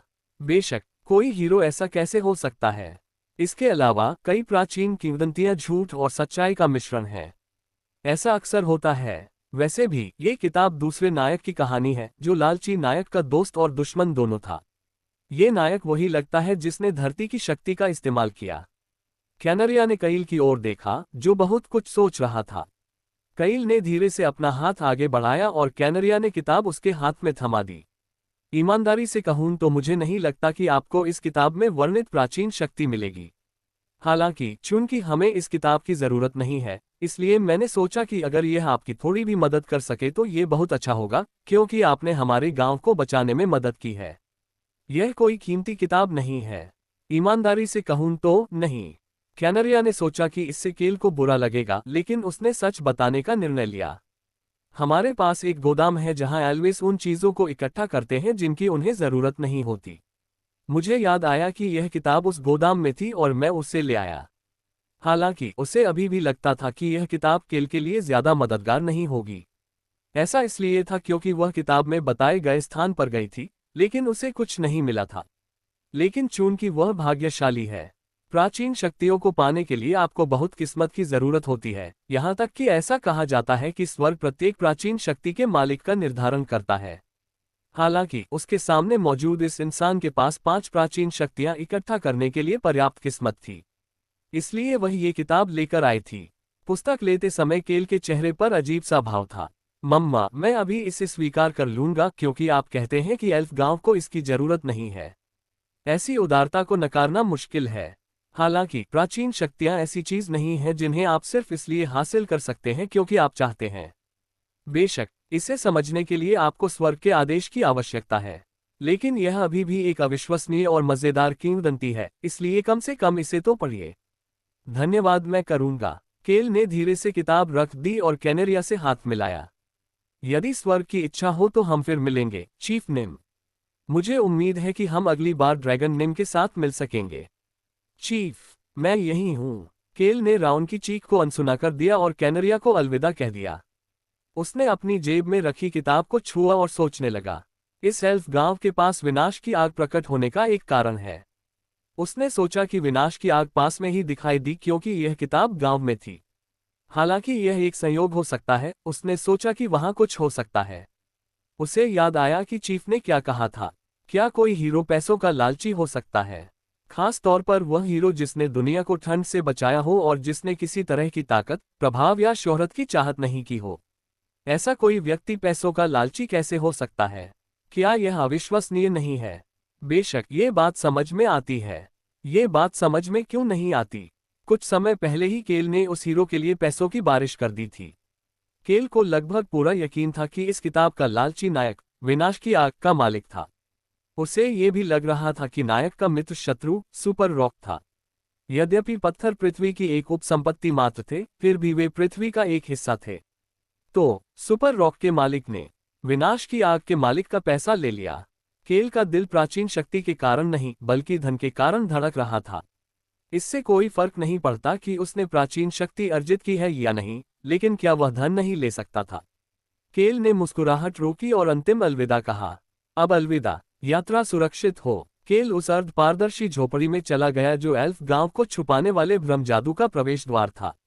समूह के बाकी लोग उसके पीछे पीछे चले गए। केल ने आखिरकार कुछ दिनों में पहली बार एल्फ गांव छोड़ा था। फिर उसने सीमा के बाहर ही चलना बंद कर दिया। हाँ, उसने एक आह भरी। उसकी आह सुनकर समूह ने धीरे धीरे अपनी निगाहें दूसरी ओर घुमा लीं और दूर की ओर देखने लगे। चोई हान और लॉक ने कुछ नकली खांसियां निकाली और अपने सिर नीचे कर लिए, जबकि रॉन और बीक्रोक अभी भी शांत थे। चोई हान की बाहों में रहते हुए ऑन और हॉन्ग ने म्याऊं म्याऊं की और फिर दूर स्थित एक पहाड़ की ओर देखने लगे। मानव, क्या तुम हमारी लड़ाई के शानदार सबूत देख सकते हो? हमने सब कुछ नष्ट कर दिया। राउन ने गर्व से केल के मन में चिल्लाया। हाँ, उन्होंने वास्तव में सब कुछ नष्ट कर दिया था। केल को आश्चर्य हुआ कि एल्फ चीफ को व्यक्तिगत रूप से बहाली में मदद क्यों करनी पड़ी, लेकिन उसके सामने का दृश्य देखने के बाद सब कुछ समझ में आ गया। बहुत सारे पेड़ नष्ट हो गए थे और कई जगहों पर जमीन उलट गई थी। कुछ पत्थर भी ऐसे दिख रहे थे जैसे उन्हें तलवारों या आभाओं से आधा काट दिया गया हो। हालांकि केल कुछ भी नहीं कह सका। मानव, तुम्हारे वज्र ने सबसे बड़ा निशान छोड़ा है। क्या तुम इसे देख सकते हो? यह एक बहुत उपयोगी शक्ति है, लेकिन इसका दोबारा इस्तेमाल मत करना। वह कुछ नहीं कह सकता था क्योंकि उसने जमीन को सबसे ज्यादा नुकसान पहुंचाया था। जमीन पर एक बहुत बड़ा गड्ढा था जो ऐसा लग रहा था जैसे कोई उल्का गिर गया हो। उस गड्ढे में सब कुछ पूरी तरह से जलकर काला हो गया था। केल ने बोलना शुरू करते हुए दूर स्थित पर्वत शिखर की ओर देखा। चल दर। इसके बाद उन्होंने बीकरोक से कहा कि वे पवन ध्वनि का उपयोग करने से पहले घाटी से दूर चले जाएं। वह ज्यादा भारी नहीं है ना? जी श्रीमान। बीकरोक्स, जिसने बालबुड को अपने कंधे पर उठा रखा था, ऐसा लग रहा था जैसे बालबुड का वजन 1 पाउंड भी नहीं था। बालबुड, जिसकी आंखें, मुंह और कान सब ढके हुए थे, अभी भी बेहोश था। घाटी से बाहर निकलने और ब्लोक गांव की ओर जाने से पहले केल ने पुष्टि की कि सभी लोग तैयार हैं। हालांकि वे जल्दी ही गांव पहुंच गए, लेकिन बालबुड की वजह से वह पहाड़ की तलहटी में ही रुक गया। युवा मास्टर निम। डिप्टी बटलर हंस ने झुककर केल का अभिवादन किया। बिल्ली के बच्चे ऑन और होंग चोई हान की बाहों से निकलकर हंस की बाहों में कूद पड़े। केल हंस के पास से चला गया और किसी और की ओर हाथ बढ़ाया। क्या लगभग 3 महीने हो गए हैं? हाँ, युवा मास्टर केल। ब्रेक किंगडम से लौटी रोजलिन ने केल को देखकर मुस्कुराए। उसने अपनी जेब से एक कागज निकाला ताकि केल की नजर का जवाब दे सके, जो पूछ रही थी कि कैसा रहा। इससे संकेत मिलता है कि युद्ध की शुरुआत में रोजलिन रोआन साम्राज्य और ब्रेक साम्राज्य के जादूगर गठबंधन की कप्तान होगी। रोजलिन का अभिवादन करते हुए केल हंसने लगा। आपका स्वागत है, मिस रोजलिन। यही तो मैं सुनना चाहता था। केल ने हंस को आदेश देने से पहले रोजलिन का हाथ छोड़ दिया। उसे एक बार फिर डार्क एल्फ ताशा से मिलना था। हंस, हम पहले राजधानी की ओर जा रहे हैं। केल की मुलाकात ताशा से राजधानी के बाहर एक सराय में हुई। बेसमेंट का पुनर्निर्माण किया गया है। ये वही सराय थी जिसका इस्तेमाल केल ने पिछली बार राजधानी में रहते हुए किया था जब उसने अल्बेरू को कंगन दिया था। केल ने सुना था कि अल्बेरू ने इस सराय को खरीद लिया है। वर्तमान में इस इमारत की भूतल हमेशा की तरह एक सराय थी, जबकि तहखाने का उपयोग जादूगरों के रहने के लिए किया जा रहा था। वहां बहुत सारे जादूगर हैं। तहखाने में कुल 3 स्तर थे, जिसमें लगभग 30 जादूगर काम करते हुए इधर उधर भाग रहे थे। जब उन्होंने केल के समूह को देखा तो वे सभी चौंक गए। फिर उन्होंने रोसेलिन की ओर सम्मानपूर्वक झुककर प्रणाम किया और फिर गायब हो गए। चूंकि यह सब गुप्त रूप से किया जा रहा था, इसलिए पूरे क्षेत्र में बहुत सारे उन्नत जादू के उपकरण थे। तहखाने को भी मजबूत करने के लिए नवीनतम रक्षा जादू खरीदा गया था। ताशा, जो कैल के बराबर की ऊंचाई की थी, ने अपना सिर कैल की ओर उठाया और पूछा, युवा मास्टर केल, क्या ये जगह अद्भुत नहीं है? केल को पता चल गया कि ताशा मजाक कर रही थी, इसलिए उसने भी मजाक करना शुरू कर दिया। मुझे लगता है कि हमारा हेनिट्यूस कैसल बहुत बेहतर होगा। वास्तव में, ताशा ने हाथ हिलाया और हंसने लगी। ये किसी भी तरह से सच नहीं था। यह विपर किंगडम के प्रतिभाशाली जादूगरों की मदद से बनाया गया एक क्षेत्र था। विपर किंगडम अपने जादुई उपकरणों के लिए जाना जाता था। किंगडम में कहीं भी ऐसा कोई रास्ता नहीं था जिससे वे अपने सामने के तहखाने से मिल खा सकें। इसीलिए ताशा को पता था कि केल मजाक कर रहा है। शायद उसने ऐसा इसलिए कहा क्योंकि उसे अपना घर बहुत पसंद था। चलो युवा मास्टर केल, ये हेनिट्यूज महल से कहीं ज्यादा अच्छा है। हालांकि यह सबसे अच्छी जगह नहीं हो सकती है, लेकिन यहाँ सबसे नए जादुई उपकरण हैं। जैसा कि आप पहले से ही जानते हैं, जादुई उपकरणों की संख्या वर्तमान में कम होती जा रही है। बेशक, एक गुमनाम व्यापारी एकाधिकार कर रहा है और बहुत सारे जादुई उपकरण बेच रहा है। मुझे आश्चर्य है कि उसे वे सभी जादुई उपकरण कहाँ से मिले। ये वैसा ही था जैसा ताशा ने कहा था। यही कारण है कि अल्बेरू जादूगरों के लिए जादुई उपकरण विकसित करने के लिए एक जगह बना रहा था जो भविष्य में रोआन साम्राज्य के लिए फायदेमंद होगा। यही कारण था कि ताशा गर्व से कैल की ओर देख रही थी। हालांकि उसे धीरे धीरे एहसास होने लगा कि कुछ गड़बड़ है। कैल, जो उसकी ओर देख रहा था, अपनी कही हुई बातों को लेकर आधा गंभीर लग रहा था। ताशा ने रोजलिन की ओर देखा, जिसे उसने पिछले कुछ महीनों में अक्सर देखा था। ताशा ने तब रोसेलिन को एक अजीब मुस्कान के साथ वहां खड़े देखकर चौंक गई। इससे ताशा ने कैल के समूह के बाकी लोगों की ओर देखा। वहां बीकरोक्स था, जो अभी भी लकवाग्रस्त बालबट को ले जा रहा था। साथ ही रॉन, चुईहान, लॉक ऑन और हॉर्न भी थे। वे सभी उदासीनता से इधर उधर देख रहे थे। उनकी अप्रत्याशित प्रतिक्रियाओं ने ताशा को कैले की ओर देखने पर मजबूर कर दिया, जो मुस्कुरा रहा था। उस मुस्कान ने ताशा को अनिश्चित बना दिया, क्योंकि उसने बोलना शुरू किया था। ओह मम, युवा मास्टर। सच में, क्या हेनिट्यूज महल में वास्तव में इस तहखाने से अधिक जादुई उपकरण थे? यद्यपि वह पूरा प्रश्न नहीं पूछ पाए, फिर भी केल ने सहजता से उत्तर दे दिया। मैं मजाक नहीं कर रहा हूँ। रोजलिन ने सहमति में अपना सिर हिलाया। हाँ, ताशा ने आह भरी। रोआन साम्राज्य जादू की प्रबल उपस्थिति के लिए नहीं जाना जाता था, लेकिन हेनिट्यूस क्षेत्र, जो महाद्वीप के सबसे दूर के कोने में स्थित था, में सभी नवीनतम जादुई उपकरण थे। उसी समय केल उसके पास आया और उसके कान में फुसफुसाया। क्या महामहिम ने आपको नहीं बताया था कि वे आपके लिए मैजिक टॉवर के ब्लूप्रिंट का एक हिस्सा लाएंगे? यह अत्यंत गोपनीय जानकारी थी। ताशा की पुतलियां हिलने लगीं, लेकिन फिर वह जल्दी ही शांत हो गई। उसका कठोर चेहरा ढीला पड़ गया और वह हंसने लगी। हाँ हाँ हाँ, उसने अपने लंबे बाल पीछे किए और केल से पूछा, मैं सोच रहा था कि वह इसे कहाँ से लाएगा। आप इसे उपलब्ध कराएंगे? आप इतना स्पष्ट प्रश्न क्यों पूछ रहे हैं? केल ने उसे ऐसे किनारे कर दिया जैसे वह कुछ भी नहीं था। उसे वाकई ऐसा ही महसूस हुआ। जब वह मैजिक टॉवर को नष्ट करने जा रहा था तो उसके लिए ब्लूप्रिंट न रखना कोई समझदारी नहीं थी। वर्तमान में हेनिट्यूस कैसल और महल की दीवारों का जीर्णोद्धार लगभग पूरा हो चुका है। सतह पर रोजलिन जादुई उपकरणों की प्रभारी थी, हालांकि उनमें से अधिकांश राउंड द्वारा बनाए गए थे। मैं उसे बिना किसी कारण के 10 चांदी के सिक्के नहीं देता। वह राउंड को मनमाने ढंग से भत्ता नहीं दे रहा था। उसने राउंड को ये जानते हुए भत्ता दिया था कि राउंड महल और उसके जहाज के लिए सभी जादुई उपकरण बनाएगा। इसके अलावा कहा जाता है कि युवा होने पर पैसे बचाने के बारे में सीखना बेहतर होता है। युवा मास्टर कैले, मैं हेनिट्यूस कैसल घूमने जाना चाहता हूँ। अभी भी इसका जीर्णोद्धार चल रहा है। जब ये पूरा हो जाए तो देखने आइए। वास्तव में, केल ने अपना सिर हिलाया और आगे कहा, हाँ, मैरी को भी अपने साथ ले आओ। वह चाहता था कि ताशा उसके लिए एक कर्मचारी लेकर आए। ताशा ने आह भरकर हंसी और जोर से अपना सिर हिलाया। तो अब मैं तुम्हें उचित मार्गदर्शन दूंगा। उसकी नज़र बालबुड पर गई। उसने बालबुड की आंखों पर बंदी पट्टी और कानों में लगे प्लग को देखा और फिर केल की तरफ देखा और बोलना शुरू किया। हमने भूमिगत जेल पर ढेर सारा पैसा खर्च किया ताकि वह भाग न सके। यद्यपि ताशा ने उसे मानवीय रूप देने के लिए जादुई हार पहना रखा था, फिर भी केल उसकी काली पुतलियां और काले बाल देख सकता था। क्या ऐसा है? हम एक जेल भी बना रहे हैं। मुझे आश्चर्य है कि यह कैसी होगी। केल ने इसे सामान्य बात की तरह स्वीकार कर लिया। वह ताशा के पीछे पीछे तहखाने की तीसरी मंजिल तक गया। फिर केल जेल की एक कोठरी में घुस गया। ये बहुत अच्छा है ना? यह उसके रहने के लिए एक अच्छी जगह होगी। केल ने जेल की कोठरी के चारों ओर देखा। इस मंजिल पर कई कोठरी थीं, लेकिन ये खास कोठरी बाकी की तुलना में ज्यादा अच्छी लग रही थी। यह एक सराय के आम कमरे जैसा दिखता था, लेकिन इस कोठरी की खास बात यह थी कि इसके सभी कोने गोल थे।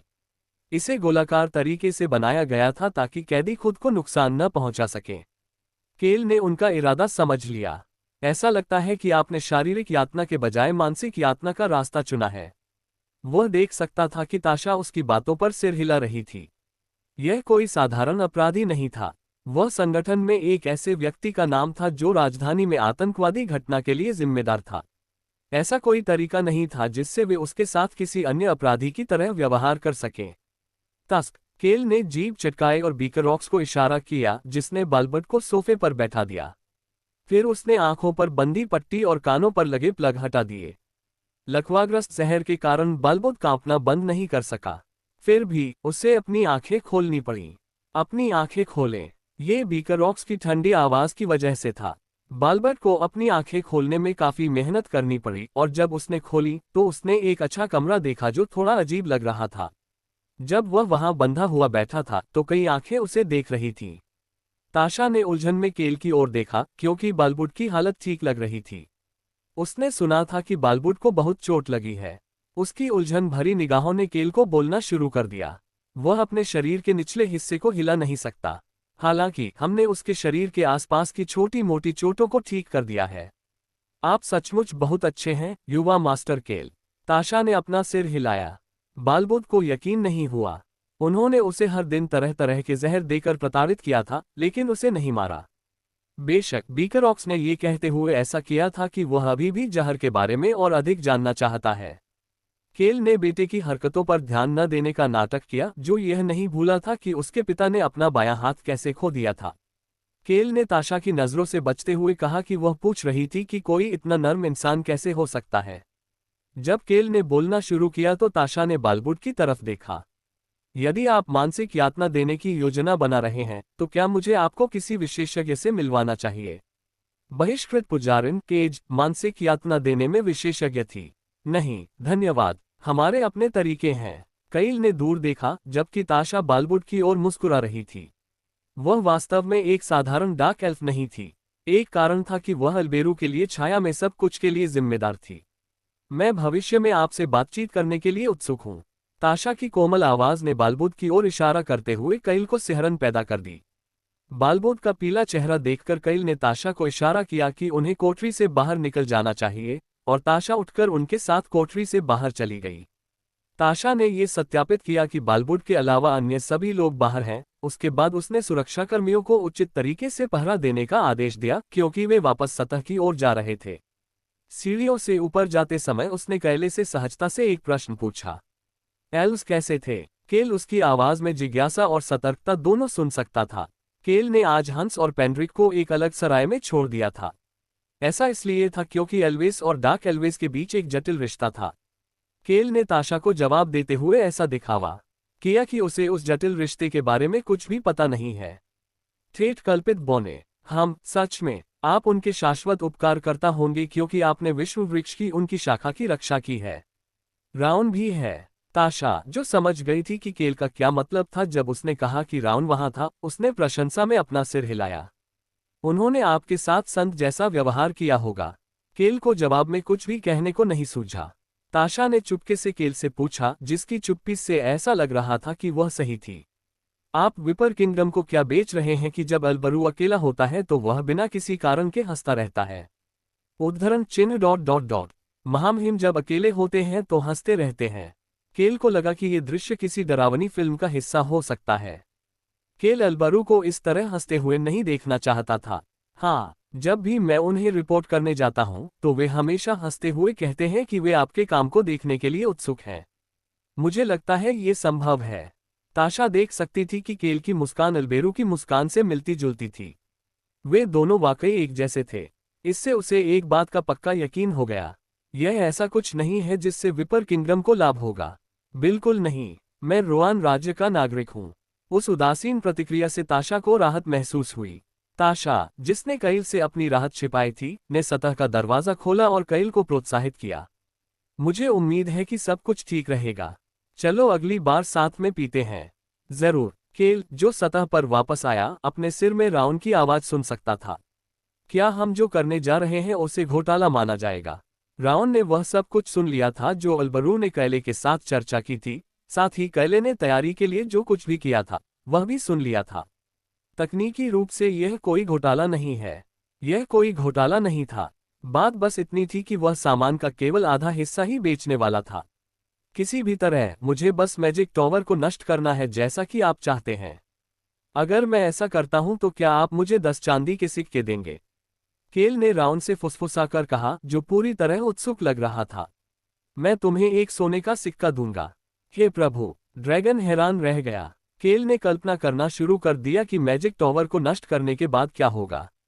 ऐसा लग रहा था कि यह काफी मनोरंजक होने वाला है। राउन, जो सोने का सिक्का पाने के बारे में सोच रहा था, अचानक गाड़ी से बाहर निकलकर केल से एक सवाल पूछने लगा। केल, जो गाड़ी पर चढ़ने ही वाला था, राउन का सवाल सुनकर एक पल के लिए रुक गया। क्या हम बड़ी व्हेल और छोटी चूहे से मिलने जा रहे हैं? गाड़ी पर चढ़ते समय केल ने अपना सिर हिलाया। हंस और पेंड्रिक भी शीघ्र ही उनके साथ गाड़ी में शामिल हो गए और वे रोआन साम्राज्य के उत्तर पूर्वी तट की ओर बढ़ गए, जो उबार क्षेत्र का नौसैनिक अड्डा था। केल ने धीरे धीरे उबर क्षेत्र के तट पर नजर डाली जिसे उसने कुछ महीनों से नहीं देखा था। उसने रॉन और बीक्रोक्स को विटिरा से मिलने के लिए क्लिफ ऑफ विंड्स भेजा, जबकि केल सिर्फ चोईहान, लॉक और पेंड्रिक के साथ इधर उधर घूमता रहा। ऑन और हॉन्ग ने हंस के साथ घर की ओर जाने का निर्णय लिया क्योंकि उन्हें पानी पसंद नहीं था।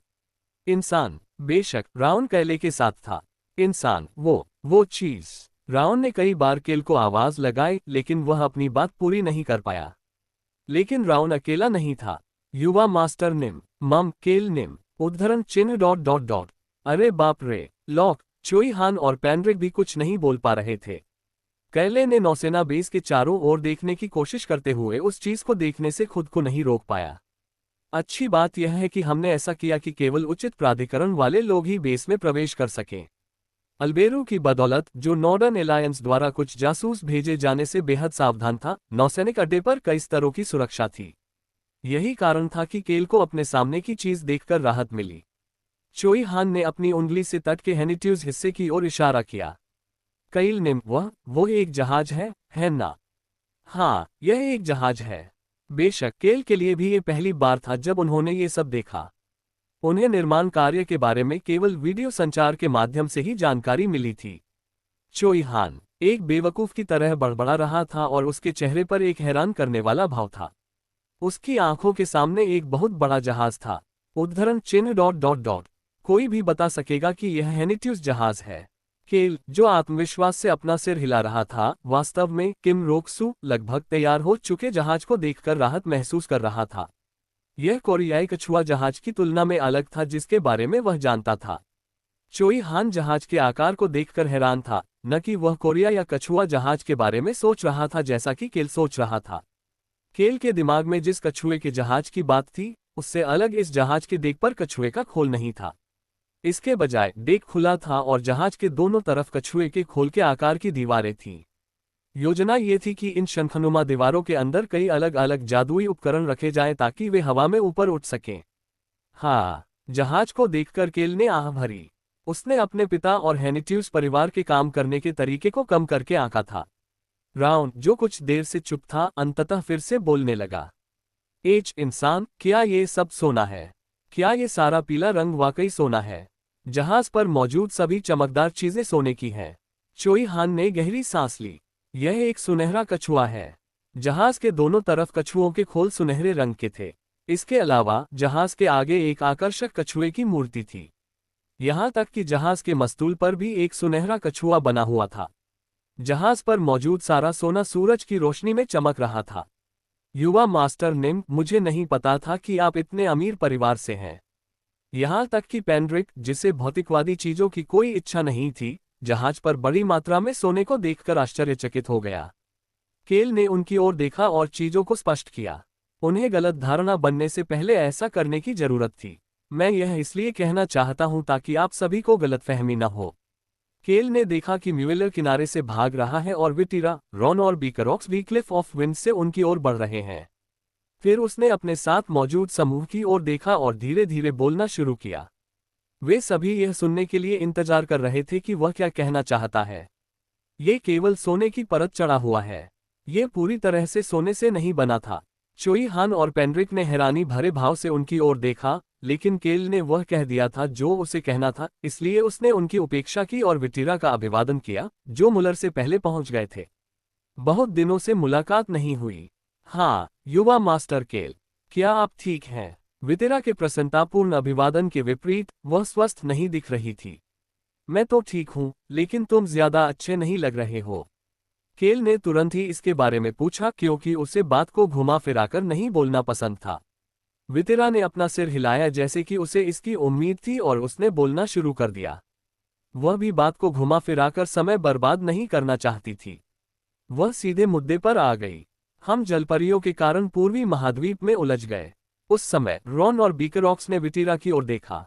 पूर्वी महाद्वीप उनका गृहनगर था और एक ऐसी जगह जिसके बारे में केल को ज्यादा जानकारी नहीं थी। हमने बहुत सारी जानकारी एकत्र की है, लेकिन कुछ ऐसा है जो हमारे लिए करना मुश्किल है। मैं उम्मीद करते हुए आया हूं कि आप हमारी मदद कर पाएंगे। तुम मुझसे एक एहसान मांगना चाहते हो। यह कोई उपकार नहीं, बल्कि जानकारी का आदान प्रदान है। केल को इसकी उम्मीद थी। यह कोई छोटी बात नहीं होगी, क्योंकि वेल जनजाति ने कहा था कि वे व्यक्तिगत रूप से आएंगे। हालांकि वह अनभिज्ञता का दिखावा करके उनसे बच नहीं सकता था। उसे यह जानने की जरूरत थी कि क्या हो रहा है ताकि वह किसी भी सिरदर्द से बच सके। उसे पक्का यकीन था कि यह गुप्त संगठन से जुड़ा हुआ था। अगर केल के लिए इससे निपटना बहुत मुश्किल था, तो उसने इसे किसी और को सौंपने की योजना बनाई, जैसे कि एल्विस, अल्बेरू या फिर गोल्ड ड्रैगन। बोलना। केल ने विटीरा को बोलना जारी रखने का इशारा किया।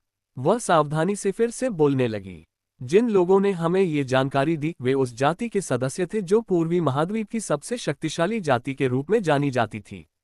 सबसे मजबूत दौड़। हालांकि इसने केल का ध्यान खींचा, लेकिन उसने ज्यादा ध्यान इसलिए जाना जाता था वाले हिस्से पर दिया जो इसे अतीत की किसी चीज के रूप में वर्णित करता था। उसे अपनी पीठ पर ठंडक महसूस हुई, हालांकि हवा नहीं चल रही थी। उस संगठन की वजह से टाइगर जनजाति खत्म होने के कगार पर थी। संयोग से हम उनके जादूगर से मिले। बाघ जनजाति। केल ने वितिरा की कोई और बात नहीं सुनी। जैसे ही उसने कहा टाइगर ट्राइब, वह कुछ पल के लिए चुप हो गया और उसने अपनी आंखें कुछ बार झपकाईं। उद्धरण चिन्ह डॉट डॉट डॉट। टाइगर जनजाति। केल ने पूछा कि क्या उसने सही सुना है। हालांकि विटिरा को लगा कि उसने सही नहीं सुना है और उसने पुष्टि करने के लिए अपनी बात रोक दी। हाँ, टाइगर जनजाति। सिर्फ नाम से ही ऐसा लगता था कि यह पूर्वी महाद्वीप की सबसे ताकतवर जातियों में से एक होगी। जाहिर है कि उनके पास एक जादूगर भी था। केल आश्चर्यचकित हुए बिना न रह सका। क्या जानवरों के साथ मेरा कोई अज्ञात लगाव है? वह समझ नहीं पा रहा था कि वह इतने अलग अलग तरह के जानवरों के साथ क्यों उलझता जा रहा था। इसके अलावा वे सभी जानवर लोग थे जो या तो संघर्ष कर रहे थे या खतरे में थे। ऐसा नहीं है कि मैं कोई पशु अस्पताल या कुछ और चला रहा हूं। केल ने अपने चारों ओर देखा। रॉन और बीकरॉक्स पहले से ही विटिरा और केल के पास खड़े थे ताकि वे देख सके कि कोई उनके पास आ रहा है या नहीं। वे वास्तव में एक तेज तर्रार पिता पुत्र की जोड़ी थे। केल की नज़र विटिरा की ओर मुड़ गई। वह कौन सी जानकारी है जिसका आप व्यापार करना चाहते हैं? केल की निगाहें देखने के बाद विटिरा ने अपनी जीभ से अपने निचले होंठ चाटे। केल को देखकर उसका मुंह सूख रहा था, जैसे उसे उसकी जानकारी में कोई दिलचस्पी ही न हो। हालांकि केल का मन अभी अराजकता की स्थिति में था। अगर मैं भी टाइगर्स के साथ उलझ गया तो क्या गड़बड़ हो जाएगी? केल सोच रहा था कि भविष्य कितना भयावह होगा, क्योंकि विटिरा ने अंततः बोलना शुरू कर दिया था। वास्तव में आपको हमें कोई जानकारी देने की जरूरत नहीं है। हम ही आपके साथ जानकारी साझा कर रहे हैं। केल का चेहरा अजीब हो गया। जीवन में कुछ भी मुफ्त नहीं है। बोलने से पहले वह विटिरा को घूरता रहा। मैं कम से कम आपकी बात तो सुनूंगा। विटिरा ने अपना सिर हिलाया और बोलना शुरू किया। उसने पूर्वी महाद्वीप के तट पर गश्त करते हुए जो जानकारी एकत्र की थी उसे सुनाया। आपने पहले जिस संगठन का उल्लेख किया था, आम ने पूर्वी महाद्वीप के अंडरवर्ल्ड पर पूर्ण नियंत्रण कर लिया है। रॉन की नजरें विटिरा के होठों की ओर चली गईं। टाइगर जनजाति ने पाया कि आम का एक हिस्सा पश्चिमी महाद्वीप में चला गया है। इस बारे में अधिक जानकारी इकट्ठा करते समय उन्हें पता चला कि पश्चिमी महाद्वीप पर पहले से ही बड़ी संख्या में विशेषज्ञ आ चुके हैं। केल ने अपना सिर हिलाया। ये बात समझ में आए। जादुई भालाधारी, सुनहरे बालों वाली तलवारबाज, ये सभी दुर्लभ विशेषज्ञ थे। विटिरा ने देखा कि जब वह बोल रही थी तो केल अपना सिर हिला रहा था, और उन्होंने पाया कि आर्म्स फर्स्ट बैटल ब्रिगेड, जो कि उनकी कई युद्ध ब्रिगेडों में से एक है, निकट भविष्य में बड़े पैमाने पर कार्रवाई करेगी। केल, जो बस अपना सिर हिला रहा था, हिलना बंद कर दिया। उद्धरण चिन्ह डॉट डॉट डॉट। क्या कहा आपने? केल को आश्चर्य हुआ कि क्या उसने सही सुना है। क्या आ रहा है? पहला युद्ध ब्रिगेड। टाइगर जनजाति को यकीन है कि पूरी ब्रिगेड आगे बढ़ने के लिए तैयार हो रही है। उद्धरण चिन्ह डॉट डॉट डॉट। कहाँ? यहाँ, पश्चिमी महाद्वीप। हाँ, पश्चिमी महाद्वीप। हो, ये जानकारी सुनकर केल के पास कहने के लिए शब्द नहीं थे, जो कि उसकी अपेक्षा से कहीं ज्यादा बड़े पैमाने पर थी। फिर उसने अपनी गर्दन को ढकने के लिए अपना हाथ उठाया क्योंकि उसे ठंड लग रही थी। विटिरा ने केल के चेहरे पर चिंता के भाव देखे। मुझे पता था कि वह इसके बारे में चिंता करेगा। उसे यह सोचकर अच्छा लगने लगा कि केल पश्चिमी महाद्वीप के बारे में बहुत चिंतित था। हालांकि केल महाद्वीप के बारे में नहीं बल्कि अपने बारे में चिंतित था। युवा मास्टर केल, यही कारण है। यही कारण है। और भी कुछ है। केल ने विटिरा की ओर देखा, जो ऐसी जानकारी लेकर आए जो उसे नहीं चाहिए थी, जैसे वह टिक टिक करते बम को देख रहा हो। हालांकि विटिरा ने बोलना जारी रखा, मानो वह केल के मन में चल रही चिंता को दूर करने की कोशिश कर रही हो। टाइगर जनजाति और वेल वर्तमान में अधिक जानकारी एकत्र करने के लिए इधर उधर भाग रहे हैं। टाइगर जनजाति को उम्मीद है कि ब्रिगेड इस सर्दी में आगे बढ़ेगी। केल ने भौहें सिकोड़नी शुरू कर दी। विटिरा ने कहा था कि आम की वजह से टाइगर जनजाति विलुप्त होने के करीब थी। तो फिर वे जानकारी खोजने में क्यों नाक घुसा रहे थे? क्या उनका उद्देश्य बदला लेना था? जब टाइगर जनजाति ने हमसे ये जानकारी साझा की तो उन्होंने हमारे लिए एक सुझाव दिया। केल ने जल्दी से बोलना शुरू कर दिया। उसे लग रहा था कि उसे उनके सुझाव का ब्यौरा नहीं सुनना चाहिए। मैं समझ गया। तो आप मुझसे क्या जानकारी चाहते हैं? यह उसे नजरअंदाज करने का उसका तरीका था। हालांकि ये व्यर्थ था, क्योंकि वितिरा ने अपना सिर हिलाया और सुझाव का वर्णन किया। उन्होंने सुझाव दिया कि जिस क्षण प्रथम युद्ध ब्रिगेड महासागर के केंद्र तक पहुंचे, केल ने भौहें सिकोड़नी शुरू कर दी और वितिरा की कमर की ओर देखने लगा। Tap tap. वितिरा अपनी कमर पर लपेटे कोड़े को सहला रही थी और धीरे धीरे बोल रही थी, हम उन सभी को मार देते हैं। केल ने गहरी सांस छोड़ी। उसे आखिरकार समझ में आ गया कि गुप्त संगठन ने जलपरियों के साथ मिलकर समुद्री मार्ग पर कब्जा करने की कोशिश क्यों की। ऐसा इसलिए था ताकि वे अपने सदस्यों को सुरक्षित तरीके से पश्चिमी महाद्वीप तक पहुंचा सकें। विटिरा के द्वारा बोले जा रहे प्रत्येक शब्द केल के कानों में गड़गड़ाहट की तरह लग रहे थे। टाइगर जनजाति का मानना है कि हमें उनसे छुटकारा पा लेना चाहिए और पीछे कोई निशान नहीं छोड़ना चाहिए। समुद्र हमारे लिए फायदेमंद होगा क्योंकि हम अपनी तरफ से होने वाली चोटों की संख्या को कम कर पाएंगे, साथ ही ज्यादा जानकारी हासिल करने के लिए कुछ कैदियों को आसानी से पकड़ पाएंगे। उद्धरण चिन्ह ... वास्तव में हाँ, ये बहुत मनोरंजक योजना है। हु विटिरा की हंसी केल के सिर के चारों ओर घूम गई। वे बहुत डरावने हैं। आम गुप्त संगठन की शाखाओं में से एक था। इसका मतलब था कि उनकी पहली बैटल ब्रिगेड बहुत मजबूत होगी। इस कारण से केल इस समुद्री युद्ध में शामिल नहीं होना चाहता था। यही कारण था कि केल ने अपना पिछला प्रश्न एक बार फिर पूछा, तो आप मुझसे क्या जानकारी चाहते हैं? वितिरा ने तुरंत कोई जवाब नहीं दिया। उसने कुछ देर तक केल को देखा, फिर सावधानी से बोलना शुरू किया। टाइगर जनजाति सर्दियों तक आम पर जासूसी करने के बदले में कुछ जानकारी की तलाश में है। ईमानदारी से कहूं तो हम उन्हें संभव हो तो वह जानकारी प्रदान करना चाहते हैं, क्योंकि हमें उस संगठन से भी बदला लेना है। केल ने जवाब देने के बजाय चुपचाप वितिरा को देखा। वितिरा ने फिर बोलना जारी रखा, वास्तव में ये जानकारी प्राप्त करना बहुत मुश्किल नहीं है। हालांकि मुझे लगा कि आपको इसके बारे में हमसे ज्यादा जानकारी होगी। ज्ञान। केल ने इस तथ्य पर अपनी चिंता नहीं छिपाई कि सूचना शब्द बदलकर ज्ञान हो गया है। हालांकि विटिरा ने धीरे धीरे समझाना शुरू कर दिया कि उसे क्या चाहिए। वे एक बड़े क्षेत्र की तलाश कर रहे हैं जहां ज्यादा लोग न हों। जहां तक तापमान की बात है तो ये जितना ठंडा होगा उतना अच्छा होगा।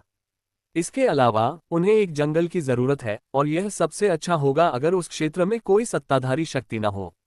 लेकिन फिर भी उन्हें मानव दुनिया से जुड़ने का एक तरीका होना चाहिए ताकि वे किसी भी आवश्यक वस्तु का आदान प्रदान कर सकें।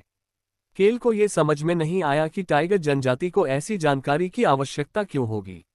वे ऐसी जगह के बारे में क्यों जानना चाहते हैं ताकि टाइगर जनजाति वहां जा सके। उस मामले में वहां एक है। केल अपनी बात पूरी नहीं कर सका और उसने विटिरा की ओर देखा। टाइगर्स क्या करने की कोशिश कर रहे हैं? ये समझ में आता है कि वे ऐसे स्थान के बारे में जानकारी चाहते हैं क्योंकि वे स्थानांतरित होना चाहते हैं। इसलिए मैं उम्मीद कर रहा था कि आपको कोई उपयुक्त स्थान पता होगा। केल कुछ भी नहीं कह सका। क्या वह ऐसी किसी जगह के बारे में जानता था?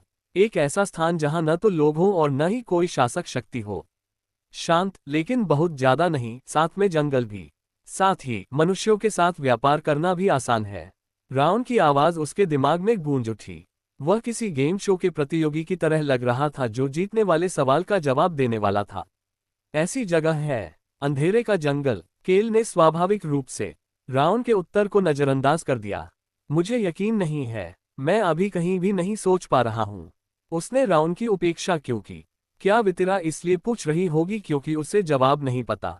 वह इस तरह इसलिए पूछ रही थी क्योंकि वह चाहती थी कि केल ही अंधेरे के जंगल का जिक्र करे। उद्धरण चिन्ह ... वास्तव में देखा, वितिरा के हाव भाव से ऐसा लग रहा था कि वह कह रही है कि उसे पता है कि केल को उसके सवाल का जवाब पता है। वह चाहती थी कि केल यह जवाब दे, मानव, तुम नहीं जानते। मैं जानता हूं, बस मेरे पीछे दोहराओ। जंगल, अंधेरे का। नहीं, ऐसा नहीं करूंगा। मैं अभी कहीं भी नहीं सोच पा रहा हूं।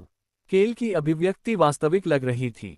ऐसा लग रहा था कि वह वास्तव में नहीं जानता था। विटिरा ने अपना सिर हिलाने से पहले अपने होठों को हल्के से काटा। ऐसी स्थिति में क्या आप हमें बता सकते हैं कि अगली बार जब हम मिलेंगे तो क्या आपको ऐसी कोई जगह याद है?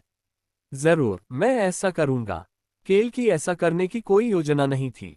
यदि मैं उसे अंधकार का जंगल कहूंगा तो वह मुझसे कहेगी कि मैं बाघों को वहां रहने दूं। बेशक वेल जनजाति बिना किसी मुआवजे के उस एहसान की मांग नहीं करेगी। वे शायद उसे उचित मुआवजा देंगे, हालांकि केल ऐसा नहीं चाहता था।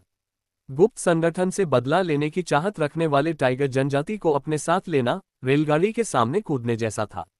ठीक है, जब नॉर्दर्न नाइट्स आएंगे तो टाइगर्स का हमारे साथ होना लाभदायक होगा। लेकिन फिर भी उन्हें नहीं लगा कि यह सही उत्तर है। उसके पास पहले से ही एक भेड़िया युद्ध दस्ता था। जब तक केल ने अपने विचार व्यवस्थित किए, विटिरा ने कुछ और कहना शुरू कर दिया। ओह, संगठन पहले कुछ लोगों को समुद्र के पार भेजने जा रहा है ताकि वे समुद्री मार्ग ढूंढ सके जहां वे हमसे बच सकें। वह बहुत सहज लग रही थी। केल ने तुरंत वापस पूछा, आप उन्हें ऐसा करने देंगे?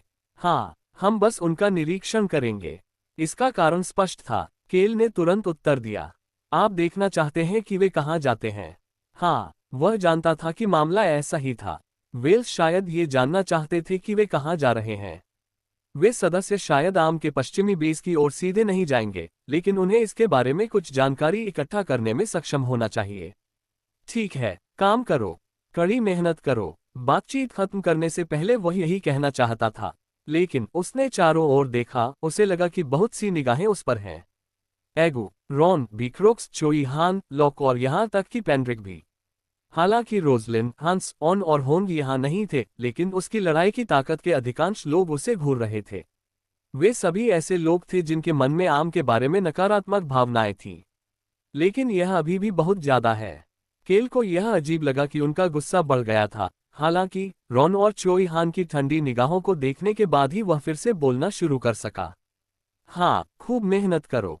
तुम मुझसे जानकारी साझा करोगे? बिल्कुल। अच्छा। चोई हान उसे और वितिरा को घूर रहा था। ऐसा लग रहा था कि वह अपनी तलवार उठाकर जंगली भागने को तैयार है। रॉन ने अपनी खंजर को कसकर पकड़ रखा था। क्या उस बूढ़े आदमी को अब भी अपने हाथ के लिए कोई शिकायत है? हालांकि काय कैले को अंततः एक और बात कहनी पड़ी। अहम, जैसे ही तुम्हें पता चले कि वे कहाँ जा रहे हैं, मुझे बताना। केल ने एक बार फिर चारों ओर झांका। चोई हान ने संतोष में अपना सिर हिलाया, जबकि रॉन मुस्कुराने और बुदबुदाने लगा। उद्धरण चिन्ह डॉट डॉट डॉट। मुझे उन्हें खून की खांसी करवाकर भूखा मरना है। कितने डरावने शब्द। केल, जो अग्नि वज्र का उपयोग करने के बाद खून की खांसी और भूख से मर गया था, उन शब्दों को सुनकर कांपने लगा। फिर वह सोचने लगा, ये लोग सचमुच मेरे जैसे काय के लिए बहुत ज्यादा हैं। युवा मास्टर केल, यह क्या है? विटिरा ने केल के पीछे एक जगह की ओर इशारा किया। उसके इस कदम से केल ने पीछे मुड़कर देखा तो उसने देखा कि गोल्डन टर्टल का खोल धूप में चमक रहा था। क्या यह आपका जहाज है? वितिरा की आवाज कांप रही थी। केल को इसका पता नहीं था। उसने अपना सिर हिलाया। हाँ, ज्यादा सटीक तौर पर कहें तो ये जहाज हमारे इलाके का है। आपने तुरंत ही समझ लिया।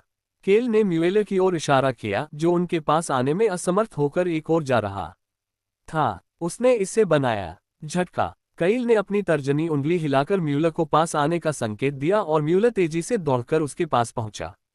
ये बौना और चूहा आधा खून वाला अभी भी छोटा था, लेकिन वह थोड़ा मोटा हो गया था। युवा मास्टर नेम, आपसे फिर से मिलकर बहुत अच्छा लगा। क्या आप ठीक हैं? ही। मुलर, जो केल का अभिवादन करते हुए मुस्कुरा रहा था, पहले की तुलना में बहुत कम डरा हुआ था। केल चौंक गया, लेकिन उसे यह पसंद आया। ये मुलर के हर चीज से डरने से बेहतर था। हाँ, मैं ठीक हूँ। ऑन और होंग आपसे मिलना चाहते हैं। हम चारों किसी समय साथ में डिनर करेंगे। हिचकी। म्यूलर को अचानक हिचकी आने लगी। उसने सावधानी से बोलना शुरू किया और उसके कंधे सिकुड़ गए। क्या 2 सम्मानित बिल्ली के बच्चे तुम्हारे साथ आए थे? हाँ, वे तुम्हारे बारे में बात करते रहते हैं। वे तुम्हें फिर से देखने के लिए बहुत उत्साहित होंगे। मुलर का चेहरा पीला पड़ गया। केल को इसकी परवाह नहीं थी क्योंकि उसने मुलर को विटिरा से मिलवाया था। वह बौना और चूहे का समजातीय वंश है और अत्यंत प्रतिभाशाली है। ठीक है, म्यूलर। वितिरा और केल दोनों ने मुल्लेर की तरफ देखा। वितिरा की खूबसूरती देखकर मुल्लेर चौंक गया, फिर उसने जोर से अपना सिर हिलाया और चिल्लाने लगा। हाँ सर, इस जहाज को सबसे मजबूत आक्रामक क्षमताओं के साथ डिजाइन किया गया है और यह भविष्य में समुद्र पर अपना दबदबा बनाएगा। आप इस तरह का दूसरा जहाज कभी नहीं ढूंढ पाएंगे। वितिरा ने अपना सिर हिलाया। वह ये भी बता सकती थी कि उसके सामने जो सुनहरा जहाज है, उसकी रक्षा बहुत मजबूत है। हालांकि वह ये नहीं बता सकती थी कि जहाज की आक्रामक क्षमताएं कितनी मजबूत होंगी, लेकिन वह जानती थी कि यह ठीक से पूरा होगा, क्योंकि केल इसका प्रभारी था। युवा मास्टर केल की दूरदर्शिता सचमुच बहुत अच्छी है। विटिरा को ये देखकर आश्चर्य हुआ कि केल पहले से ही नौसैनिक युद्ध के लिए तैयार था। युवा मास्टर केल, आप सचमुच अद्भुत हैं। उद्धरण चिन्ह। मुझे, हाँ। जब म्यूएलर ने देखा कि विटिरा और केल एक बार फिर आपस में बातचीत कर रहे हैं तो उन्होंने बात करना बंद कर दिया। वह ये बताना चाहता था कि इस जहाज की सुरक्षा दुनिया में सबसे बेहतर है, हालांकि उसके पास ऐसा करने का समय नहीं था। जब वह निराश होकर वहां खड़ा था तो केल ने उससे एक प्रश्न पूछा। विला के ब्लूप्रिंट, वे लगभग पूरे हो गए हैं सर। केल मुस्कुराने लगा। केल के नए विला के ब्लूप्रिंट के बारे में बात कर रहे थे, जो उबर तट पर बनाया जाएगा। यह एक ऐसा घर था जो उसे युद्ध के दौरान भी सुरक्षित रूप से आलसी जीवन का आनंद लेने की अनुमति देता था। इस सपनों के घर का विवरण मुलर द्वारा वर्णित किया जा रहा था। मैं बेसमेंट को जितना संभव हो सके उतना विस्तारित करने की योजना बना रहा हूं, साथ ही इसे जितना संभव हो उतना मजबूत भी बनाना चाहता हूं। इसकी सुरक्षा भी बहुत मजबूत होगी। थपथपाओ। केल ने झुककर छोटे कद वाले म्यूएलर के कंधे पर थपथपाया। आपको इसे बनाने के लिए अपना सब कुछ झोंक देना होगा। हाँ सर, जरूर करूंगा। मैं जरूर करवाऊंगा। अच्छा, मैं तुम पर भरोसा करूंगा। विश्वास शब्द सुनकर मुलर और भी अधिक उदास हो गए। हालांकि विटिरा को आश्चर्य हुआ। हालांकि वे इसे विला कह रहे हैं, लेकिन ऐसा लगता है कि वह कोई गुप्त ठिकाना बना रहे हैं। एक मजबूत इमारत जिसमें एक बड़ा तहखाना था। यह एक गुप्त अड्डे के लिए एकदम सही था। विटिरा कैल के पीछे अन्य लोगों को भी देख सकती थी। चोई हान अपने चेहरे पर मुस्कान के साथ अपना सिर हिलाता रहा। अन्य लोग भी काफी शांत लग रहे थे। वे सचमुच विशेष हैं। विटिरा ने अपने विचार साझा नहीं किए, क्योंकि वह केल से बात करने के लिए मुड़ी थी, जो म्यूएलर से बात कर चुकी थी। क्या आप कल चले जाएंगे? यही योजना है। केल को विपर किंगडम में आए हुए लगभग 1 साल हो गया था। लेकिन वापस जाने से पहले केल को एक और काम करना था। 1 वर्ष बीतने से पहले ही केल जादुई टॉवर में वापस आ गया। युवा मास्टर निम, इतने लंबे समय के बाद आपको फिर से देखकर हमें खुशी हुई। केल ने अपने सामने खड़े व्यक्ति से हाथ मिलाया। ये मैजिक टॉवर के गुप्त पुत्र का पूर्व स्वामी था, जो कि एक विपर किंगडम के नागरिक और एक जादूगर का बच्चा था। वह दुर्भाग्यशाली व्यक्ति जो मैना का उपयोग नहीं कर सकता था।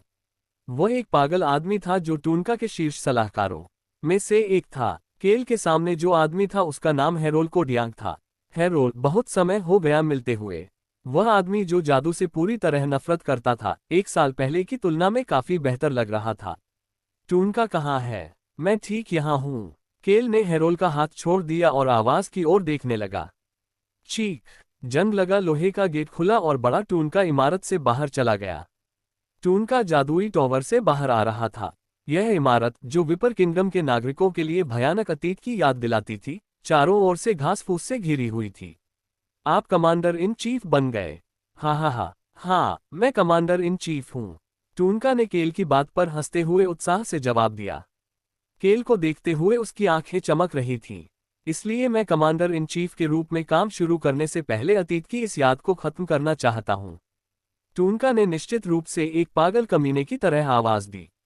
टूनका ने अपने पीछे मैजिक टॉवर की ओर इशारा करते हुए केल से पूछा, तुम इसे नष्ट कर दोगे जैसा तुमने वादा किया था? पिछले वर्ष हुए समझौते का एक हिस्सा ये था कि केल मैजिक टॉवर को नष्ट कर देगा। टूनका को ऐसा लग रहा था कि अगर कैल ने डील को पूरा करने की योजना नहीं बनाई तो वह कैल को मार डालेगा। बेशक चोई हान और कैल के पीछे मौजूद अन्य लोगों की वजह से ऐसा कभी नहीं हो सकता था, लेकिन टूनका यही करना चाहेगा। आप देखें, केल ने बोलना शुरू किया। इस पिछले साल में न तो टूनका और न ही केल में कोई खास बदलाव आया था। केल ने फिर अपनी हमेशा की तरह उदासीनता जारी रखी। मैं ऐसा व्यक्ति हूं जो अपना वचन निभाता हूं। दोनों मुस्कुराने लगे। मैं इसे एक अद्भुत दृश्य बना दूंगा और इस प्रक्रिया में मैं लाभ कमाऊंगा। पिछले वर्ष भूमिगत प्रयोगशाला में उन्हें जो दस्तावेज और बीज मिले थे, उनका मूल्य काफी बढ़ गया था। कहा हा। टूनका जोर से हंसा। उसे कैल की बातें काफी पसंद आईं। उस समय राउन ने कैल के दिमाग में बोलना शुरू कर दिया। मानव, तुम्हें पता है। केल राउन के अचानक कहे गए शब्दों से झेप गया। जब भी राउन इस तरह से व्यवहार करता था तो वह हमेशा असहज हो जाता था। इस बार वह क्या कहने की योजना बना रहा था? सच कहूं तो मुझे चीजें तोड़ने में मजा आता है, इसीलिए मैं अभी बहुत उत्साहित हूं। चलो इसे उड़ा दें। राउन इस ऐतिहासिक स्मारक को उड़ाने के बारे में सोचते हुए उत्साहित था। राउन के बयान ने वास्तव में केल को मुस्कुराने पर मजबूर कर दिया। हम वास्तव में एक बार यही बात सोच रहे हैं। राउन और केल दोनों एक जैसा महसूस कर रहे थे। ईमानदारी से कहूं तो केल भी उत्साहित था। वह जल्द ही होने वाले शो को लेकर उत्साहित थे। यद्यपि केल उत्साहित था, फिर भी टूनका को पागलों की तरह हंसते देखना उसके लिए सुखद दृश्य नहीं था। तुम इसे कल तोड़ दोगे। टूनका एक बच्चे की तरह लग रहा था जो ये जानना चाहता था कि उसके जन्मदिन का उपहार क्या है, जब उसने केल से यह प्रश्न पूछा। यही कारण था कि केल ने टूनका की उम्मीदें बढ़ाने का फैसला किया। नहीं, उद्धरण चिन्ह डॉट डॉट डॉट। क्या टूनका, साथ ही हेरोल और अन्य प्रमुख सभी कठोर हो गए। केल ने उनके कठोर भावों को देखा और एक ताज़ा जवाब दिया। तोड़ना बहुत हल्का शब्द है। मैं इसे पूरी तरह नष्ट कर दूंगा। क्या? आहा। केल ने देखा कि टूनका पागलों की तरह हंस रहा था और फिर अपनी बाहें फैलाकर मैजिक टॉवर के बाहर बेस की ओर चला गया। जैसे ही टूनका ने चिल्लाना शुरू किया, कई सैनिक उसका स्वागत करने के लिए आ गए। क्या तुमने सुना? नफरत का ये प्रतीक जल्द ही गायब हो जाएगा। विपर किंगडम का एक नया इतिहास जल्द ही शुरू होगा। Boom boom boom. सैनिक पैर पटकने लगे और जयकारे लगाने लगे। मैं इससे थक गया हूं। केल उनके बर्बर तरीकों से थक चुका था। हेरोल कोडियांग अचानक उसके पास आया और चोई हान, लॉक और रोजलिन की ओर देखा, जो सभी केल के पीछे खड़े थे, फिर केल से बात करने लगा। युवा मास्टर निम, आप यहाँ सैनिकों की संख्या देखकर चौंक गए होंगे। हम पास में ही प्रशिक्षण ले रहे थे और जब हमें पता चला कि आप हमारी ओर आ रहे हैं, तो हमने सभी को यहाँ बुला लिया। पास में प्रशिक्षण? क्या बकवास है। केल को यकीन था कि वे मैजिक टॉवर को गिरते हुए देखने से सैनिकों का मनोबल बढ़ाने के लिए उन्हें यहाँ लाए थे। लेकिन केल को वास्तव में इसकी परवाह नहीं थी। उसने धीरे धीरे बोलना शुरू किया। मुझे लगता है कि यह बात सही है। अगर ज्यादा लोग आए तो कोई बात नहीं। यह एक बेहतरीन शो होगा। बेशक केल एक ऐसा व्यक्ति था जो कड़ी मेहनत करता था, यहाँ तक कि उन चीजों के लिए भी जिनकी उसे वास्तव में परवाह नहीं थी। सभी लोग विस्फोट देखने के लिए इकट्ठा हो रहे हैं। ओह, उन्हें मेरे जादुई बम की महानता का पता चल जाएगा। ये बेहतर होगा यदि इसे देखने के लिए अधिक लोग मौजूद हों। हेरोल ने देखा कि केल कितना शांत था, तो उसने उस पर नजर रखनी शुरू कर दी। यह कोई ऐसा व्यक्ति था जो उसके रहस्य को जानता था। हालांकि एक पूरा साल बिना किसी ब्लैकमेल के बीत गया था और न ही उसने कुछ भी मांगा था। फिर वह पिछले साल के सौदे को पूरा करने के लिए वापस आया। वैसे आप जादुई टॉवर को कैसे नष्ट करेंगे? जादू? माफ करें। हेरोल के हैरान चेहरे को देखकर केल मुस्कुराने लगा। केल उन लोगों के सामने जादू का इस्तेमाल करने की योजना बना रहा था जो जादू से नफरत करते थे। क्या आप इसे और कैसे नष्ट करेंगे? हेरोल ने केल के हाथ की ओर देखा जो अब उसके कंधे पर था।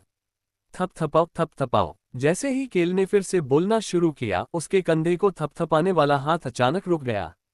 क्या जादू का प्रतीक मैजिक टॉवर को जादू का उपयोग करके नष्ट करना काफी मनोरंजक नहीं है? केल का प्रसन्न स्वर सुनकर हेरोल उसकी ओर देखने लगी। अपनी सीमा में रहो। तुम्हारा हिस्सा ये था कि यह मेरे ऊपर था कि मैं मैजिक टॉवर के साथ क्या करता हूं और इसे कैसे नष्ट करता हूं। केल के स्वर से ऐसा लग रहा था कि वह उन्हें फिर से अपनी गली से बाहर निकलने की अनुमति नहीं देगा। हेरोल केल और उसके समूह को देख सकता था। चोई हान ने पिछली बार जब वे यहाँ आए थे तो टूनका का आसानी से ख्याल रखा था। बाकी सभी लोग लगभग उसके जैसे ही मजबूत लग रहे थे। वे विशेषज्ञ उसे और केल को घूर रहे थे। केल ने धीरे से हेरोल के कान में फुसफुसाया। आप मुझे ये बताने की स्थिति में भी नहीं हैं कि मुझे क्या करना चाहिए। हेरोल ने आह भरी। वह आदमी जो उसके जन्म का रहस्य जानता था, एक साल बाद वापस आया और उसे यह बात उसके मुंह पर थोप दी और कहा कि वह अपनी सीमा में रहे। हेरोल की नज़र धीरे धीरे ठंडी होने लगी। यह विपर किंगडम था, उसका इलाका। हालांकि केल ने उस समय बोलना जारी रखा। ये राज्य तुम्हारे हाथों में है और तुम जैसे चाहो वैसे जियो। मैं भी वैसा ही हूँ। हेरोल की नज़र, जो हर पल ठंडी होती जा रही थी, अचानक उलझन में बदल गई। मैं भी वैसा ही हूँ। ये वाक्य उसके कानों में बार बार गूंज रहा था। उसने ऊपर देखा और केल से नजरें मिलाईं, जो एक सुखद स्वर में बात करता रहा। मैं अपनी लेन में रहूंगा, इसलिए आप अपनी लेन में रहें। हेरोल, जिसकी शारीरिक बनावट उसे एक अच्छा इंसान बनाती थी, धीरे धीरे मुस्कुराने लगा और अंत में वह हंसने लगा। हाँ। वह कुछ देर तक हंसता रहा, फिर उसने देखा कि टूनका उनकी ओर लौट रहा है और अंततः उसने मुस्कुराकर केल का अभिवादन किया। आप अभी भी वैसे ही हैं, युवा मास्टर केल। इसलिए मैं आपको फिर से देखकर और भी खुश हूँ। बिल्कुल, मैं अभी भी शांति का प्रेमी हूँ। एक बार फिर आपके चेहरे पर वही मुस्कान है जो युवराज से मिलते समय आती है। केल ने राउन की टिप्पणी को नजरअंदाज किया और अभी भी उत्साहित टूनका से नजरें मिलाईं। हालांकि टूनका की नजर चोई हान पर थी, जो केल के पीछे खड़ा था। फिर से लड़ना चाहते हो? कमांडर इन चीफ को पीटना मजेदार होगा। चोई हान की नजरें झुंझलाहट से भरी हुई लग रही थी क्योंकि उन्होंने टूनका के उकसावे को नजरअंदाज कर दिया था। टूनका चोई हान की टिप्पणी से घबराया नहीं बल्कि और भी ज्यादा उत्साहित होकर बड़बड़ाने लगा। ऐसा लग रहा है जैसे वह और भी ताकतवर हो गया है। केल के कंधे फड़क उठे। चोई हान और भी मजबूत हो गया। उसने धीरे से अपना सिर घुमाकर चोई हान की ओर देखा, जिसने अपना सिर थोड़ा झुका लिया था। मैं हमेशा सभी की सुरक्षा के लिए कड़ी मेहनत करता हूँ। क्यों? आप तो पहले से ही बहुत ताकतवर हैं। आपको ऐसा करने की क्या जरूरत है? मिस विटिरा ने जो कहा उसके आधार पर मेरा मानना है कि यह सही निर्णय था। चोई हान की शुद्ध लेकिन ठंडी मुस्कान कैल को दिख गई। उसने जल्दी से अपना सिर दूसरी ओर घुमा लिया। मुझे इस बारे में बुरा महसूस हो रहा है। वह चिंतित था कि चोई हान गुप्त संगठन की प्रथम युद्ध ब्रिगेड को नष्ट करने के लिए टाइगर जनजाति और वेल जनजाति के हमले में भाग लेना चाहता था। केल को पता था कि उसे बस पीछे मुड़ना है और चोई हान से जवाब पूछना है, हालांकि वह ऐसा नहीं कर सका। उसे एक अशुभ एहसास हुआ, इसीलिए उसने बातचीत का विषय बदलने का फैसला किया। वह सहजता से टूनका से बात करने लगा। टूनका, आज रात जश्न मनाने के बारे में क्या ख्याल है? कोई उत्सव? केल ने उत्साह का दिखावा किया और उस मूर्ख को जवाब दिया जो कुछ समझ नहीं पाया था। हाँ, मैजिक टॉवर के विनाश का पूर्व उत्सव। आप क्या सोचते हैं? हाँ, मुझे ये पसंद है। तुम वाकई उन सड़े हुए रईसों की तरह नहीं हो। तुम्हें एक दो बातें पता हैं। कुछ बातें पता हैं। मुझे लगता है कि मैं जानता हूं कि आप नरक की ओर जाने वाली ट्रेन में सवार हैं। यह मूर्ख पहले जंगल पर हमला करने के बजाय साम्राज्य पर हमला करने की योजना बना रहा था। केल ने टूनका को देखा, जो खुशी खुशी चीफ्स को जश्न मनाने की योजना बनाने के लिए कह रहा था। फिर उसने धीरे से अपने समूह की ओर देखा और बोलना शुरू किया। चलो थोड़ा आराम करें। अब उन्हें आराम की जरूरत थी ताकि वे रात में घूम सकें। जल्द ही रात आ गई। केल ने जब नीचे देखा तो उसके चेहरे पर संदेह का भाव था। चोई हान और रोजलिन तंबू के एक तरफ कल इस्तेमाल किए जाने वाले बमों के बारे में बात कर रहे थे, जबकि केल अपनी दोनों बाहें मोड़े नीचे की ओर देख रहा था। उद्धरण चिन्ह ... ये बहुत संदिग्ध है। बिल्कुल नहीं, हम अच्छा काम कर सकते हैं। वह सही कह रही है। नूना, राउन और मैं सबसे अच्छे हैं। मैं महान और शक्तिशाली हूँ। ऑन, होंग और राउन तीनों ने एक साथ चिल्लाया। हालांकि इससे केल और भी ज्यादा उदास हो गया। उसे नहीं पता था कि वे ऐसा कर पाएंगे या नहीं, लेकिन ऐसा नहीं है कि मैं उन लोगों को बाहर निकाल सकता हूं जिन्हें उत्सव में भाग लेना चाहिए। चोई हान, लॉक, बीक्रोक्स, रोजलिन, रॉन, पेंड्रिक और केल सभी टूनका के साथ जश्न मनाने वाले थे। लाल बिल्ली का बच्चा होंग आत्मविश्वास से आगे बढ़ा और राउन और ऑन के सामने खड़ा हो गया और उसने अपनी छाती खोल दी। हम तीनों मिलकर एक महल भी नष्ट कर सकते हैं। तकनीकी रूप से ये सच था क्योंकि ऐसा करने के लिए अकेले राउन ही पर्याप्त था। लेकिन केल को चिंता थी कि वे काम ठीक से न करके केवल गड़बड़ी ही फैलाएंगे। केल ने अपने पास रखे बड़े बक्से को लात मारी। डोंग, ऐसा लग रहा था जैसे बक्सा पूरा भरा हुआ है।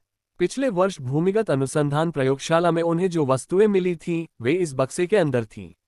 एक मन भंडारण उपकरण जो प्राचीन शक्तियों के सिद्धांतों का उपयोग करता है। जादू प्रतिरोध विकसित करने का कारण। इसमें उन दो विषयों पर शोध दस्तावेज शामिल थे। इसके अलावा वहां एक बीज भी था। बेशक ये उन चीजों का केवल आधा हिस्सा था जो केल ने प्रयोगशाला से हासिल की थी। स्पष्ट रूप से कहें तो ये वह आधा हिस्सा था जो बेकार था। तुम्हें इसे वापस ठीक से रखना होगा, समझे? केल ने देखा कि 5 वर्षीय राउन जीभ चटका रहा था और आह भर रहा था। कमजोर इंसान, हम तुमसे ज्यादा ताकतवर हैं। झगड़ा करना बंद करो। हो, केल को इस पर यकीन नहीं हुआ। हालांकि ऑन और होंग ने भी सहमति में सिर हिलाया। राउन ने अपना अगला पंजा हिलाया और बड़ा बॉक्स हवा में ऊपर तैर गया और अदृश्य हो गया। हम वापस आएंगे। इंसान, तुम कमजोर हो, इसलिए ज्यादा मत पीना। केल अविश्वास से भरा हुआ था और कुछ भी नहीं बोल पा रहा था। होंग उसके पास गया और अपने अगले पंजे से केल के पैर को थपथपाया। हम बहुत जल्दी वापस आएंगे। क्या हम काम खत्म होने के बाद मैजिक टॉवर के अंदर नूना और सबसे छोटे भाई के साथ लुका छिपी खेल सकते हैं? उद्धरण चिन्ह ... जरूर। होंग और राउन चुपके से तंबू से बाहर निकलते समय हंसते रहे, जबकि ऑन ने केल की जांघ थपथपाई ताकि उसे बता सके कि वह उसका ख्याल रखेगी। फिर वह भी धीरे धीरे तंबू से बाहर निकल गई। केल ने दोनों हाथों से अपना चेहरा साफ किया।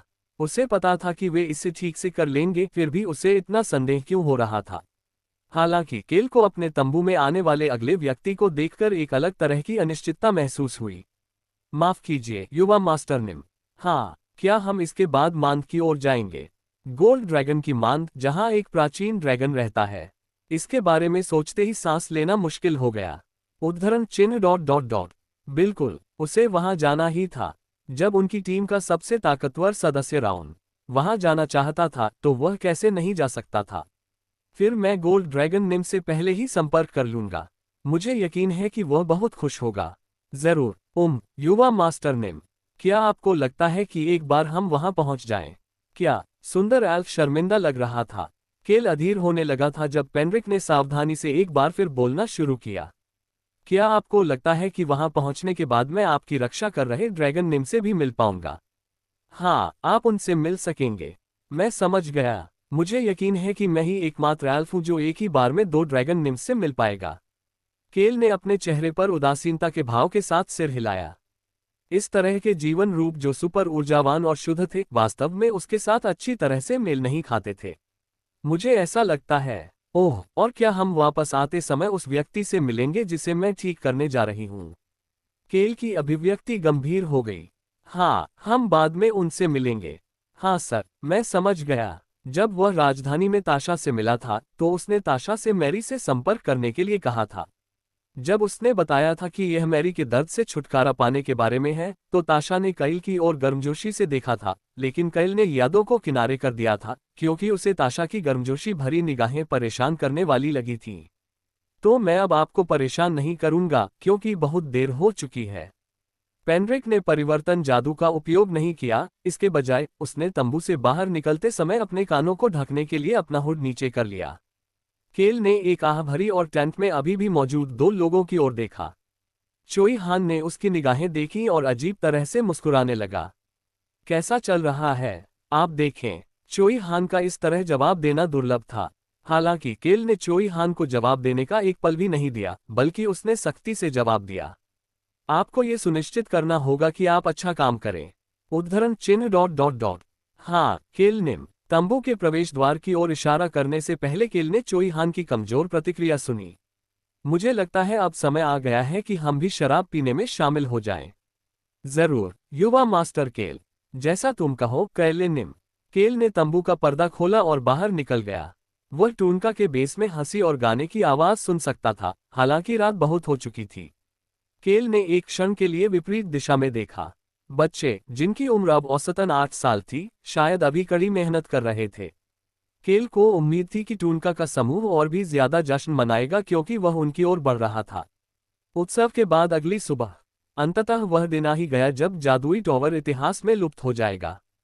केल ने अपनी बाहें क्रॉस करके मैजिक टॉवर की ओर देखा। मैजिक टॉवर को जमीन के ऊपर 20 मंजिल और जमीन के नीचे 3 मंजिल होने के लिए जाना जाता था। अब इसमें पहले जैसी भव्यता नहीं रही। उसके सामने सिर्फ एक जंग लगी इमारत थी जो मौत के आभा से भरी हुई थी। हे, मैं इसका इंतजार कर रहा हूँ। केल ने अपनी तरफ देखा और टूनका से नजरें मिलाईं। टूनका, जो अभी भी थोड़ा नशे में दिख रहा था, मुस्कुरा रहा था। हालांकि कोई सोच सकता है कि वह पागल है, लेकिन उसकी नजर अभी भी तेज थी। हमारे नागरिक, हमारे बहुत से भाई उस जादुई टॉवर की वजह से मारे गए। मैं थोड़ा निराश हूं कि आप इसे जादुई बम से नष्ट कर रहे हैं, लेकिन ये भी मनोरंजक है। आप सही कह रहे हैं कमांडर टूनका निम। हमारा इतिहास जल्द ही शुरू होगा। टूनका की ओर से हेरोल कोडिया को शामिल किया गया। वहां बहुत से सैनिक उत्सुकता से जमीन पर पैर पटक रहे थे और अपने भालों के सिरे जमीन पर पटक रहे थे। कैल निम। उसी समय चोई हान कैले के पास पहुंचा। हम तैयार हैं। वास्तव में, केल की नजर फिर से मैजिक टॉवर पर गई। टॉवर के चारों ओर कुछ काले जादू के बम रखे हुए थे। यह महान और शक्तिशाली राउन का नवीनतम जादुई बम है। ये राउन का जादुई बम था, 5 साल पुराना संस्करण। जैसे ही आप संकेत देंगे मैं इसे विस्फोट कर दूंगा। रोजलिन ने अपना मन इकट्ठा किया और केल के आदेश का इंतजार करने लगी। रोजलिन, जो विपर किंगडम में आने के बाद से खुद को छिपाने के लिए जादू का इस्तेमाल कर रही थी, शांत थी। केल ने टूनका की ओर देखा और बोलना शुरू किया, हम इसे जल्द ही विस्फोट कर देंगे।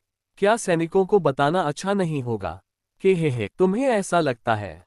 टूनका अपने सैनिकों के पास गया और अपनी बाहें खोल दी। ऐसा लग रहा था कि उसे फिर से कुछ कहना है। केल, जिसे टूनका की बातों में कोई दिलचस्पी नहीं थी, आदेश देने के लिए रोजलिन के पास गया। हालांकि हेरोल उसके पास जाने लगा।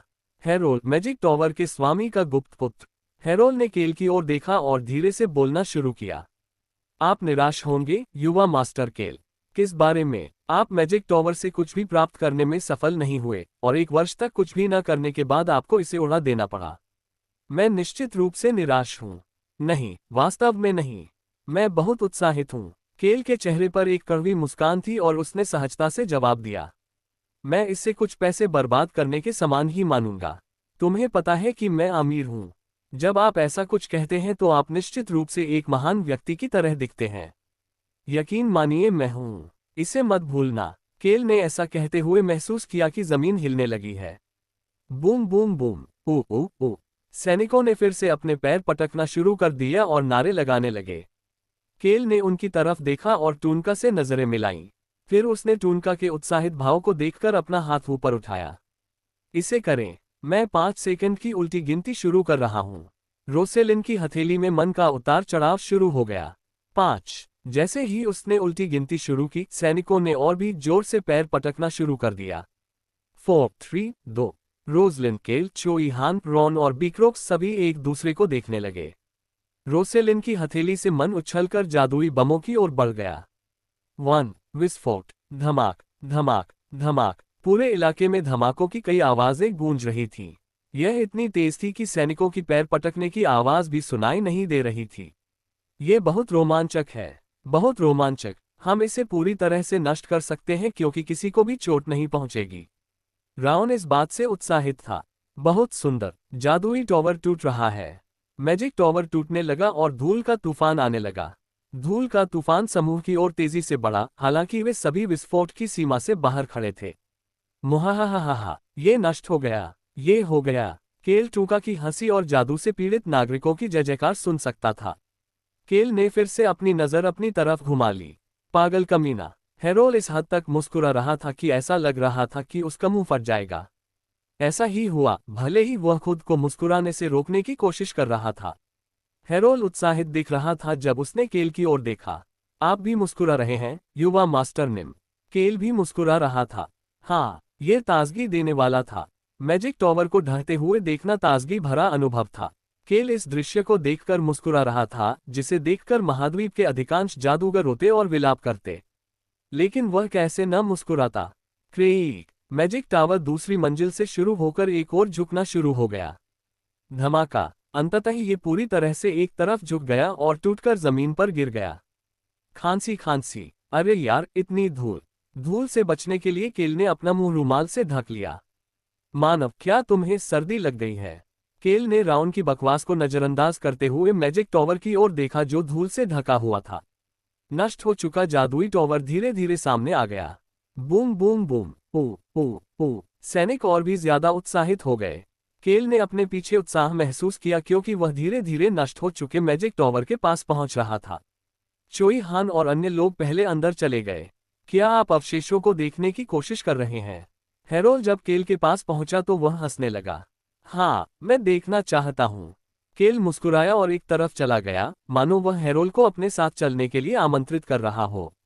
दोनों व्यक्ति, जो पूरी तरह से अलग अलग कारणों से उत्साहित थे, धीरे धीरे धूल के बादल में चले गए। अंततः वे देख पाए कि जादुई टॉवर का क्या बचा था। पफट। हेरोल ने अपनी हंसी को रोकने के लिए अपना मुंह बंद कर लिया। 20 मंजिला मैजिक टॉवर गायब हो चुका था और वे जमीन पर केवल अवशेष ही देख सकते थे। आप बहुत खुश होंगे। हेरोल ने केल की ओर देखे बिना अपना सिर हिला दिया। वह इतना खुश था कि उसे शब्दों में बयान नहीं किया जा सकता था। वह इतने लंबे समय से ये सब देखने के लिए तरस रहा था। जादू अब कभी भी विपर किंगडम में प्रवेश नहीं करेगा। इससे हेरोल को बहुत खुशी हुई। उस समय वह केल की शांत आवाज सुन सकता था। मैं भी खुश हूँ। हेरोल को केल की टिप्पणी सुनकर अजीब लगा। केल ऐसा नहीं लग रहा था कि वह सिर्फ उसके साथ खेल रहा था। ऐसा लग रहा था कि वह वाकई खुश था। हेरोल ने धीरे से मुड़कर देखा कि केल मुस्कुरा रहा था। उसी समय उन्हें किसी की आवाज सुनाई दी। ये चोई हान था। केल की आंखें धुंधली होने लगीं। शो शुरू होने वाला था। चोई हान ने भूमिगत भाग की ओर इशारा किया जो पहली मंजिल के टूटे हुए हिस्से से दिखाई दे रहा था। नीचे, अब थोड़ी सी दिखाई देने वाली गुप्त चौथी मंजिल पर, वह बक्सा था जिसे राउन और उसके दल ने कल रात वहां से हटाया था। केल चोई हान की स्क्रिप्ट सुनने का इंतजार कर रहा था जो शो की शुरुआत का संकेत देती। चोई हान कई दिनों से जिन शब्दों का अभ्यास कर रहे थे, वे धीरे धीरे सामने आने लगे। यह क्या है? यह अजीब है। क्या मुझे इसकी रिपोर्ट केल निम को करनी चाहिए? कितना भयानक अभिनय है। जबकि केल चोई हान को कॉलर से पकड़ना चाहता था, बीक्रोक्स ने चोई हान को पीछे धकेल दिया और नीचे देखा, जहां चोई हान देख रहा था। वहां कुछ है। एक अच्छे हत्यारे की तरह बीक्रोक्स का अभिनय शानदार था। बीक्रोक्स ने केल की ओर देखा। विस्फोट से अधिकांश दस्तावेज नष्ट हो गए, केवल शोध दस्तावेजों की थोड़ी मात्रा ही बची। केल ने ये सब जानबूझकर किया था। बीक्रोक्स ने बोलना शुरू किया। युवा मास्टर निम, अब केल की बारी थी।